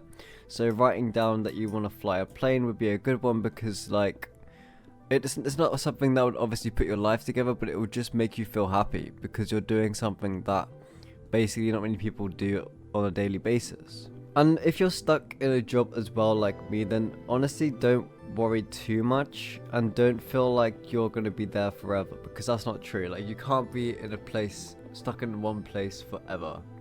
That's just not how it works in reality. Unless you're basically not doing anything to find a new job, then fair enough. But for me, I've been trying to look around and there's nothing that tickles my fancy for a new job that would be more beneficial than the one I'm currently in, or better pay. But honestly, doing YouTube would be an awesome job for me because I love doing creative things, and this is one of those creative things that I enjoy doing. And obviously I enjoy talking about different topics for you guys, because that obviously can spread information that I know onto you guys. And obviously my experiences as well, because I tend to talk about topics that I've experienced myself. So I've obviously experienced this as well, where I don't feel like my life's all together, and I feel like that right now. But I know that what I could do to improve would be to write down why I think that. So why I think that is that I've been stuck in a retail job for 3 years and I don't enjoy it. And I've got a car that I don't really like as much as I used to, so I want to change car into something that is more reliable and more new. So that's why I feel like that. And also I don't have any savings, so like, well, I do have savings, but not that much that I'd want to. So that makes me feel like I haven't got my life together, because I haven't got anything like money wise that could put me up for the future. So what I'd recommend is, if you're feeling like that as well, then basically save as much money as you can to help you with your future. Keep looking for jobs, all these different things you can do to slowly make your way to making your life better would make a big difference. And it's obviously not it's obviously okay not to have everything planned out straight away. Like if you're still in school, college, or even if you're still in a job right now and you don't know what you want to do with your life, then that's okay.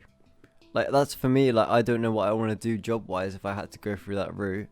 I'm just kind of like seeing how it goes, and finding stuff that I enjoy. And it's okay to feel like that because, at the end of the day, we are just human beings living on a rock that floats around space. That's, if you put it in that perspective, like everything changes your perspective. And I'm literally in that position right now of that I don't know what I want to do, and I've done different things like subject wise in college that I have a diploma in, and I still don't know what I want to do. Because I have IT and I also have media, so like basically like I can go into either one of those, but I just don't know what I want to do within those two subjects. And obviously media is quite a tough one to get into because it's very, saturated, to say the least. And IT I guess would be good, but I don't have a high enough qualification to just go straight into an IT job because I need to do other courses to get to that point, which I guess I could put down on my list, which can obviously help with planning my life a bit better. But yeah, obviously because life is one of those things where like you would never be on point with what you want to do, because like we're just humans. We're not meant to be doing jobs. We're meant to be living and hunting and all those things that monkeys do in caveman days. Like that's how we're supposed to be living, but we're not. We're living in a different way that a system's been built for, which is not healthy at all. But there's nothing we can do because we're too far into the system to come back out into doing what we were meant to be doing as humans. But so you kind of have to find other ways to make yourself happy and find ways to build up a slight ego, but nothing too over the top. So ego is in like, you want to make yourself feel good about yourself, ego, rather than, ego is in like going up to people, rubbing stuff in that you have a massive ego. Like that's not the way to do it. You have to have an ego in the fact that you know what you're doing, and yeah, you just have high beliefs in yourself, which is really good. If you have high beliefs in yourself, then you're more likely to succeed in life because you're constantly believing that you can do it. And that's really powerful. If you can constantly believe that you are smashing it, then basically you're good. So anyway, I know this is a very short video again, but it's a very interesting topic for me to talk about because I'm experiencing this right now, and I'm sure you guys are as well as you click this video. So if you are feeling like you don't have it planned out or you don't have it all together, then that's okay. It's okay to feel like that, and eventually you will come out of that. But as of right now, you just have to try your best and keep going. If you needed a sign to stop rushing the process, this is it. Good things take time. Not because you're failing, not because you are behind, but because the best stuff in life is built, not found. Today I just want to talk about what taking time actually looks like, and why it feels so uncomfortable, and how to stay consistent when the process is slow. So let me ask you a question. When was the last time you quit something that was working simply because it wasn't working fast enough? Because I have done that, like, more times than I want to admit. And the thing is, one of the example of why I know that is because when I started doing Twitch in like 2021, when I was streaming Minecraft and stuff like that, I was doing so well. I got like $200 in a month from streaming on Twitch. Now, it wasn't working fast enough because like when I first started, like it took a long time of streaming to get to that point. It wasn't just like a quick thing that happened. I had to build up a community that wants to subscribe to the channel, and it wasn't working fast enough because I wasn't getting enough viewers. I only had obviously I had a small amount of viewers, but the thing is I had built such a good community that I had loyal followers that would actually give me money. And the stupid thing was, I thought like because I wasn't getting many viewers, I would just stop because I wasn't getting anywhere with the viewage. And that was dumb because I probably could have been a bigger place right now with Twitch streaming if I had stayed with it. And yeah, every time I look back, the painful truth is I was closer than I thought to actually being somewhere big on Twitch, but I stupidly stopped because I wanted a break and I wasn't seeing the good enough results that I wanted at the time. But the thing is, we think the problem is that the process is slow, but the real problem is that we expect it to feel rewarding straight away, which definitely never works with anything. Like, things take a long time to make, and especially good things. So good things take time, as the video suggests. Then the most meaningful process looks like this. You do the work, you do it again, and for a while, nothing changes, but that doesn't mean that nothing is happening. It just means that the results are still underground, which means they're going to happen eventually. But the problem is, we want visible results because visible results give us certainty, which is kind of annoying because, you know, the results could be there, like, not in your face, but like, that, you know, like, we want certainty to be like, okay, this is actually working, but behind the scenes, it may actually be working in a few months. So we just have to stick with what we're doing to actually, you know, have a better chance of getting good results in the future. But the thing is, there's always a lag between what you do today and what you can see tomorrow. Think about it. You don't get fit from one workout, and you don't build trust from one conversation. So why think about it the same way with, you know, growth and things like that? Like, it literally takes so much time to build. But we live in a world that trains our brain to expect instant feedback. So, like, when real life does not respond instantly, we assume it's not working. But, like, here is the line I try to remember. Consistency is a vote. Every time you show up, you are voting for the person you are becoming. You do not need to feel the process for it to be real. So, yeah, consistency is a vote. When the process is slow, our minds start telling stories, usually 3 of them. Lie 1, I'm behind. Now, if you feel like you're behind right now, then try not to think that, because you're not behind. In reality, you're just slowly building it up. Most of the time, we're comparing our real life to somebody else's highlight reel, because if you notice on Instagram and all that lot, they just show all the good moments, rather than the struggles that they went through to get to those good moments. Line number 2 is, if it was meant for me, it would be easy. No. If this is meant for you, it will be worth it. And worth it often means uncomfortable. Line number 3 is, if you don't see results soon, I should stop. Sometimes you should pivot, but most of the time you just need to stay long enough for the compound effect to kick in. Because nothing happens straight away. It takes months, years. You know, all these things take so much time, yet we're not sticking long enough to actually get the effects. And the thing is, here are 5 practical ways to stay in the game long enough. Shrink the time horizon, which means do not ask, will this work in a year? Ask, can I do this today? So shorten the timeline. Number 2 is measure inputs, not outcomes. Outcomes are delayed, but incomes are controllable. So track what you do, not what you get. Number 3 is make it embarrassing how small the goal is. So if you're stuck, set a bar low. 1 page, 10 minutes, 1 rep, consistently beats intensity. So if you're at the gym, then it's recommended to actually do a couple of reps rather than 10 reps. And number 4 is celebrate the boring wins. Now, there's definitely a lot of boring wins that happen when you're building something. So yeah, the boring wins are the foundation. The boring wins are the reason for the big wins when they arrive. So patience equals right actions plus time. So essentially, right actions plus time equals patience if you do it the other way. But the thing is, there have always been seasons where I was putting in the work and it felt like nothing was happening. Then months later, something clicked. Because I was suddenly... Not because I was suddenly became a different person, but because I stayed long enough for the work to start. But because I stayed long enough for the work to start happening. The process was not invisible, but it was just quiet. And a lot of processes do tend to be quiet because, well, when you're building things, results don't happen on a constant up end. You get ups and downs all the time, and it's the same with, you know, for instance, if you look at the graphs of a, you know, an investment, you're going to be up and down all the time. You're not going to be constantly getting up.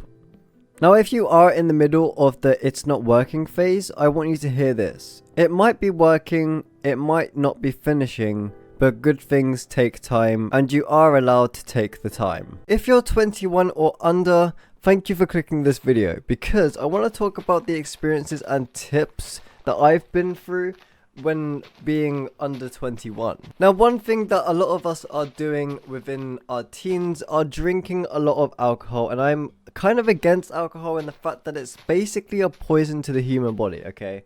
I know that it seems like a fun experience, but in reality, you're just poisoning yourself every time you drink one sip of alcohol. They've actually done studies on it that if alcohol was released this day and age, it would not be released because there would be guidelines against it. Now, because it's so old, it's actually like not been banned because they're making so much money off it. But if it was created today, it would not be in mainstream. That is crazy to think. That is how bad it is for you. But they've kept it in the system because they're making money off of it. But anyway, I've done a lot of things from my experience in obviously my teens and before 21. So I'm going to go through all of these in this video. So are you guys ever feeling like you're not getting anywhere in life? Because right now that feels like it to me, and I'm 21 and I feel like I am not getting anywhere in life. Now this, you could be experiencing this as well, or maybe you do have it figured out, but a lot of us seem to feel like we're stuck.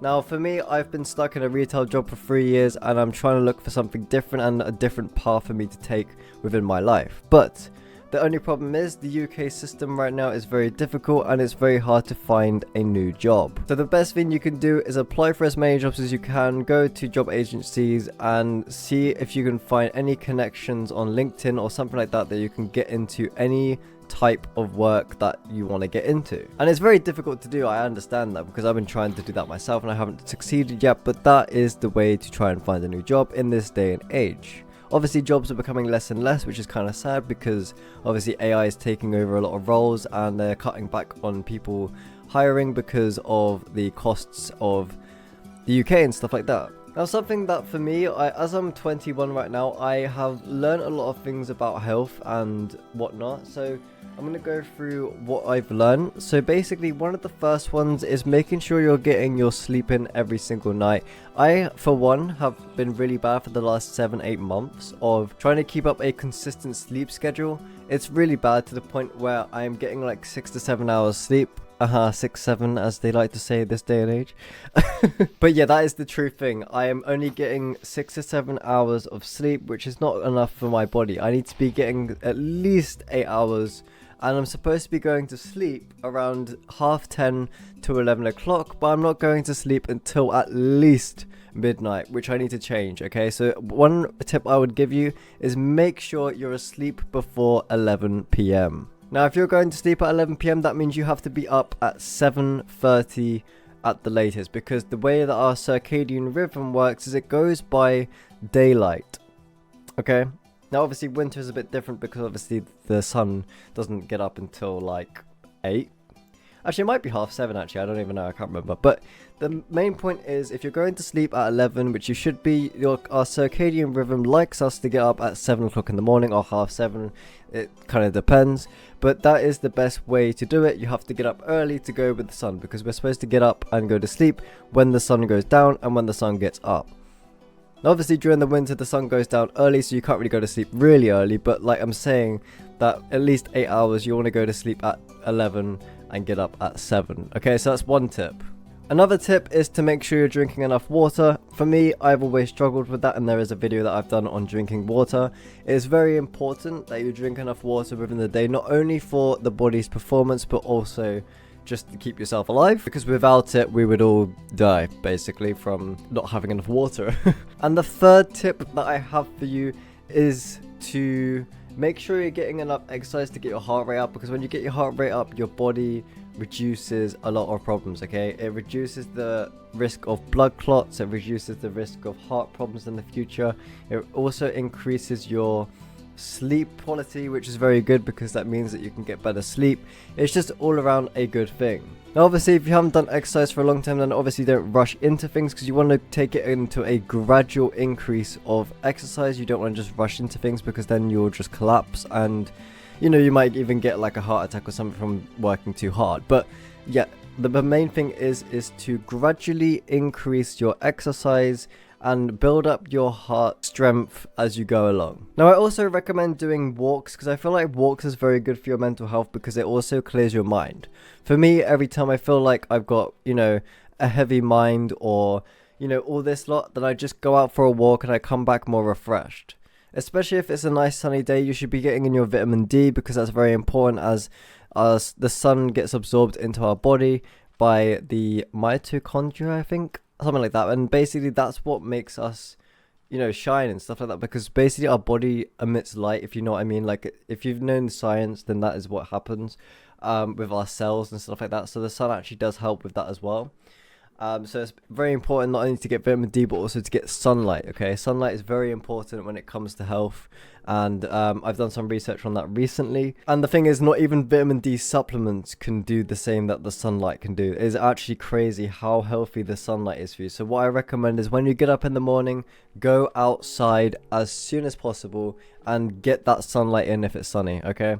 Now, if it's cloudy, then obviously not much you can really do because it's cloudy and you can't really get the sun. But if it is sunny, go outside as soon as you wake up because that will clear your circadian rhythm and it will wake you up without the need of any caffeine or anything else. Now, if you're in school right now, then don't worry because school is not going to last forever. And I feel like a lot of us stress a lot in school, and including myself when I was in school, I was very stressed. So what I recommend to you is to stay calm and just try your best, okay? When it comes to exams, just try your best. And I know it's very stressful because I've done it. I've gone through that process of doing exams, and I didn't even get to do my real GCSEs because of something that happened in 2020 that I'm not going to specify because I can't say the word. But basically, it was a very bad year, well, a few years actually, and I couldn't do my actual GCSEs, so they had to go off of the mocks. Now, if you're an American, obviously you have no idea what I'm talking about right now because GCSEs is a UK system. But basically, the mocks are before the actual GCSEs, and the mocks were the ones that they had to go off of because of what happened in 2020. So obviously, I didn't do as well as I wanted to, and I feel like I could have done better. So please, make sure you try your best in your mocks as well, because anything could happen that could make you not be able to do your GCSEs. So please, work hard and stay very calm. Now, if you're one of those people like myself that can't seem to save any money, then this is for you. Money is very important in terms of keeping you alive and also for the future, so please make sure you're saving money. I've just started myself by taking this seriously by making myself a financial budget plan, so please do that as well. You can find templates on Notion, or you can make it yourself by basically creating a budget. So you basically say, right, I'm going to spend this much on food, this much on, other stuff, and what you need to actually spend. And then you can basically work out how much you can save per month. Now, if you're only getting pocket money because you haven't got a job yet, then maybe save all that pocket money, because realistically, you're not going to be able to spend all of that. Or just save half of the pocket money and then use the rest to spend for the month. Because realistically, if you're below the age of 18 or 20, you're realistically not going to be spending that much unless you're learning for driving lessons. So yeah, make sure you save, make sure you drink enough water, make sure you get enough sleep, and make sure you do enough exercise and get that sunlight. Now, keeping yourself active is very, very important in this day and, well, actually in any day and age, because it keeps you fit and healthy. And not only that, but also it can extend your lifespan. Did you hear that? It actually increases your lifespan and makes you live longer if you keep yourself active and fit. It is extremely important to keep yourself active all day, and the thing is, sitting down, we're not supposed to sit down, but the main modern day tasks makes us sit down. So our bodies aren't used to being sitting down, because when you think about when we were before, like, the modern time, like, we would literally be standing up a lot and hunting, and if we were sat down, we would be like kind of squatting. Like, that would be like how we would sit, and that would be the healthy way, because you're still using your leg muscles to squat. The chairs and the beds that we have currently in the modern day and age, like, is really bad for our health, because if you think about it, the mattress is a man-made item, and the chairs is a man-made item, and it's not like a natural thing that our bodies are used to, because when you think about it, when we lay down in bed, our muscles aren't fully relaxing because the mattress isn't a solid object like we were used to. Before mattresses were invented, we literally slept on the floor. Like, that's how bad it is. Like, we literally slept on a hard floor, and our bodies were used to sleeping. Obviously, if you did that right now, the first few nights would be very uncomfortable because you're so used to sleeping on a mattress. Whereas when you actually lay on the floor, your skeleton actually holds your body rather than your muscles, which is better for your muscles because then you can relax more. Whereas when you're on the mattress, your muscles are always active to keeping you stable on something that's not even solid. So that means that your bones are relaxed, but your muscles are active. And you want it to be the other way around, because then you would sleep more because your muscles aren't active all the time and trying to keep you stable. But obviously keeping yourself active is important to get your heart rate up, and obviously to, you know, get your muscles going, because if you don't do that, your circulation will go bad, and obviously your heart will, you know, get worse and worse from not doing anything.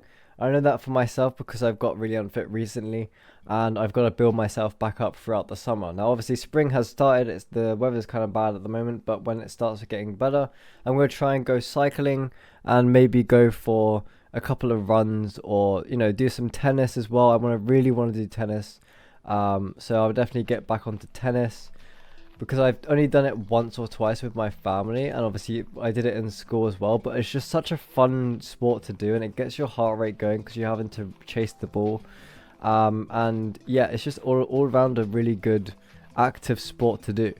Cycling's good for your legs and obviously your heart as well, and it helps your lungs because you've got to breathe. But yeah, honestly, there's so many fun things you can do, yet most of us are just, you know, not doing it because we can't be asked. You know, that's how bad it gets when you feel like you can't be asked to do it, but you still enjoy the sport.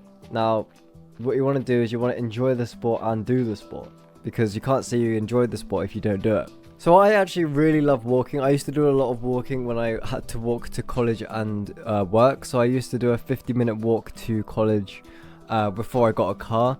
And that did make me really fit, because obviously my legs were obviously active, and, you know, my breathing and heart was probably pretty decent, because obviously when you're speed walking a couple times, I did it where I'd speed walk and slow down, speed walk and slow down. That way it's really good, because then you can get your breathing going, your heart rate up, your leg muscles going, and it just really does help. So if you can't be asked to run, then just at least do some speed walking when you go for a walk. Do it in stages. So like, let's say for one lamppost to the other lamppost you speed walk, and the next lamppost you walk, then the next lamppost you speed walk. It's just really, really good. And it's the same for if you're running. If you're running, then just run from one lamppost to the other, and then, you know, speed walk, run, speed walk, and it just really helps with building the muscle up and building that stamina in your body. Now for me, I've sat down so much over the past few years, especially during what happened in 2020 where we couldn't go outside. I was sat down so much to the point where obviously our health got worse, and that's really bad. You have to build that back up, obviously, and I haven't got round to it yet, because obviously we just had winter, and it's really, you know, no one's motivated in winter to go do sports because it's cold, it's wet, and just miserable. Whereas in the summer, when the sun's out, you can go and do like all the different exercises and enjoy the sun. That's the best way to do it. And the sun's out right now, but I can't go out right now because I'm doing videos. So I basically got to do the videos and then go out in it, which would be nice, because then I can just go and get the sun. I did get some sun this morning when I went out to go and get coffee, so that was nice. But yeah, right now I'm grinding out these videos and locking in, because I really do have to do that. So it would be interesting to know what you guys do keep you fit. Now it would be interesting to know what you guys do in the comments to what keeps you fit and the types of exercise that you like doing. And I'll reply to them as well, because I love replying to you guys in the comments. So please comment below what sport you like doing and what exercise you're implementing into your life as a weekly basis. Now obviously you don't have to work out every single day and do exercise, because that would just be unfeasible, but that would be the best option to do. But obviously you don't want to do strenuous workouts every single day, because that's just not going to give your body the repair time to repair its muscles and all that lot. So what I'd recommend doing is if you're going to go to the gym, work out at least 4 times a week. You don't even have to do every day. Like, at least make sure you make At least make sure you have the days to rest, because your body needs that rest to recover. And if you don't do any of that, then your testosterone is just going to be dropping, because you're just constantly overloading your body with stress, basically. So what you want to do is you want to work out 4 days a week, and then have obviously space out those work days. You don't want to work 4 days in a row, because obviously if you work out that much in a time, like, you're just going to overload yourself. So what I'd recommend doing is, if you're going to do 4 days, then I would do maybe like 1 and then have a day off, then 1, have a day off, then 1, have a day off, then 1, have a day off, because I feel like that would work really well. And if you keep doing that, then that would be really good. Now obviously if you're going to the gym, that doesn't mean you can't do other physical activities. So if you're going to the gym, then obviously you can still go and do tennis, you can still go and cycle, you can do all these different things. But please make sure, if you're going to cycle after the gym, then don't do any leg work inside the gym, because then you're going to overload your leg muscles and it's not going to be good the next day. If you're earning money but it still feels like you're falling behind, this video is for you. Overspending does not just hurt your bank account, but it quietly steals your options from your future, and it steals your peace and time. And if you do not get control of it, it can decide the rest of your life for you. Today we're talking about overspending and how you should stop buying too much things that you may not even need. And I'll go through a step that I go through to reduce my spendings of unnecessary items. So overspending is not about the price, it's about the pattern. Here's the truth. Most people do not overspend because they are bad with money. They're just overspending because it becomes a habit. You know, you buy one thing and you do it a couple times and then it becomes a weekly thing. I've done that myself, where I've been getting lattes and, you know, other drinks from cafes, and yeah, it totals up quite a lot and it's not good. So the best thing to do is to stop that. Or if you're, you know, thinking of starting to get coffee every now and again, but then it gets worse, then just completely stop getting the coffee and just make your own coffee, because it'll be way cheaper than going to cafes nowadays to buy coffee. So the thing is, what happens is, you know, you buy things to reward yourself, you shop when you're bored or stressed, and you use spending as entertainment. But the scary part is, you can look like you're doing fine, but the damage bill's underneath. Overspending steals your future in 3 ways. Let's talk about what overspending actually takes from you. It steals your freedom, so every time your money disappears, your options shrink. You know, you can't leave a job you hate, you know, take risks on a business, move to a better situation, say no when you need to. Freedom is what savings buys you. Overspending sells that freedom for a temporary comfort. And it also steals your peace. Overspending turns life into a cycle. You spend, you feel good for a moment, and then you feel guilty that you've just spent that money again to try and escape the stress. That's not a money issue, that's a mental load you carry every single day. Now money also steals your time. Think about it. When you overspend today, you're basically saying future me will handle this, and future you pays the extra hours at work, which then gives you extra stress. Another way overspending ruins your future is lifestyle creep. But instead of your savings going up, your spending goes up as well. So you earn more, but your life does not improve. And then one unexpected expense hits you and you realize you're still living paycheck to paycheck. And this has happened to me recently with my car, is that I had like an issue with it and it costed me a whole load of money, and then I realized how much I was spending, and it set me back so far to the point where like now I have no savings. So I'm currently building that back up. But the thing is, I have overspent trying to feel ahead. I've justified purchases like I deserve it, it's only this once, I'll make it back next month. But the truth was, I was avoiding the bigger picture, and when I finally looked at what I was spending, it was not one big purchase, it was hundreds of small decisions that added up into one sum. Now, how do you stop spending without feeling miserable? Now, here is 5 practical steps that actually work. Step 1. Track your spending for 7 days. Not forever, just 7 days. Write down everything, even the small stuff, because you cannot fix what you do not face. Step 2. Identify your triggers. Ask yourself, when do I overspend? What emotion is usually behind it? Or what is your influences for it? If your trigger is stress, you need stress solutions, not willpower. Step 3. Put a pause between you and your purchase. Use a simple rule. Anything under £20 or $20, wait 24 hours. Anything over £20 or dollars, wait 72 hours. This is what I do myself right now, and it's a very easy thing you can do to stop yourself from buying unnecessary items, because I basically give myself a longer period to decide whether I want to purchase that item or not. And that thing has saved me so much money, because I've, realized that I didn't actually need the item, or, I was just getting the item because I wanted it in the moment. Now, step 4 is set a future me goal. Give your money a purpose. Examples of this is £1,000 or dollars for emergency fund, pay off your credit card, save for a deposit, or build a 3-month buffer. When your money has a mission, random spending feels less appealing. Step 5. Replace, do not remove. If shopping is your comfort, replace it with something that actually helps, like a walk, a gym session, journaling, calling a friend, or working on a side skill. If you're removing spending, you'll feel deprived. Replacing the habit is what makes it stick. Now, what your future looks like if you change this now. If you get control of overspending, your whole life opens up. You'll have less stress, more confidence, more options, more time, and real progress. It's not about being perfect, it's about being intentional. If this video hit home, comment future so I know you're serious about changing. And if you want, I can make a follow-up video on a simple budget that actually works even if you hate budgeting. But anyway, thank you guys so much for watching, and I will catch you guys tomorrow with another video.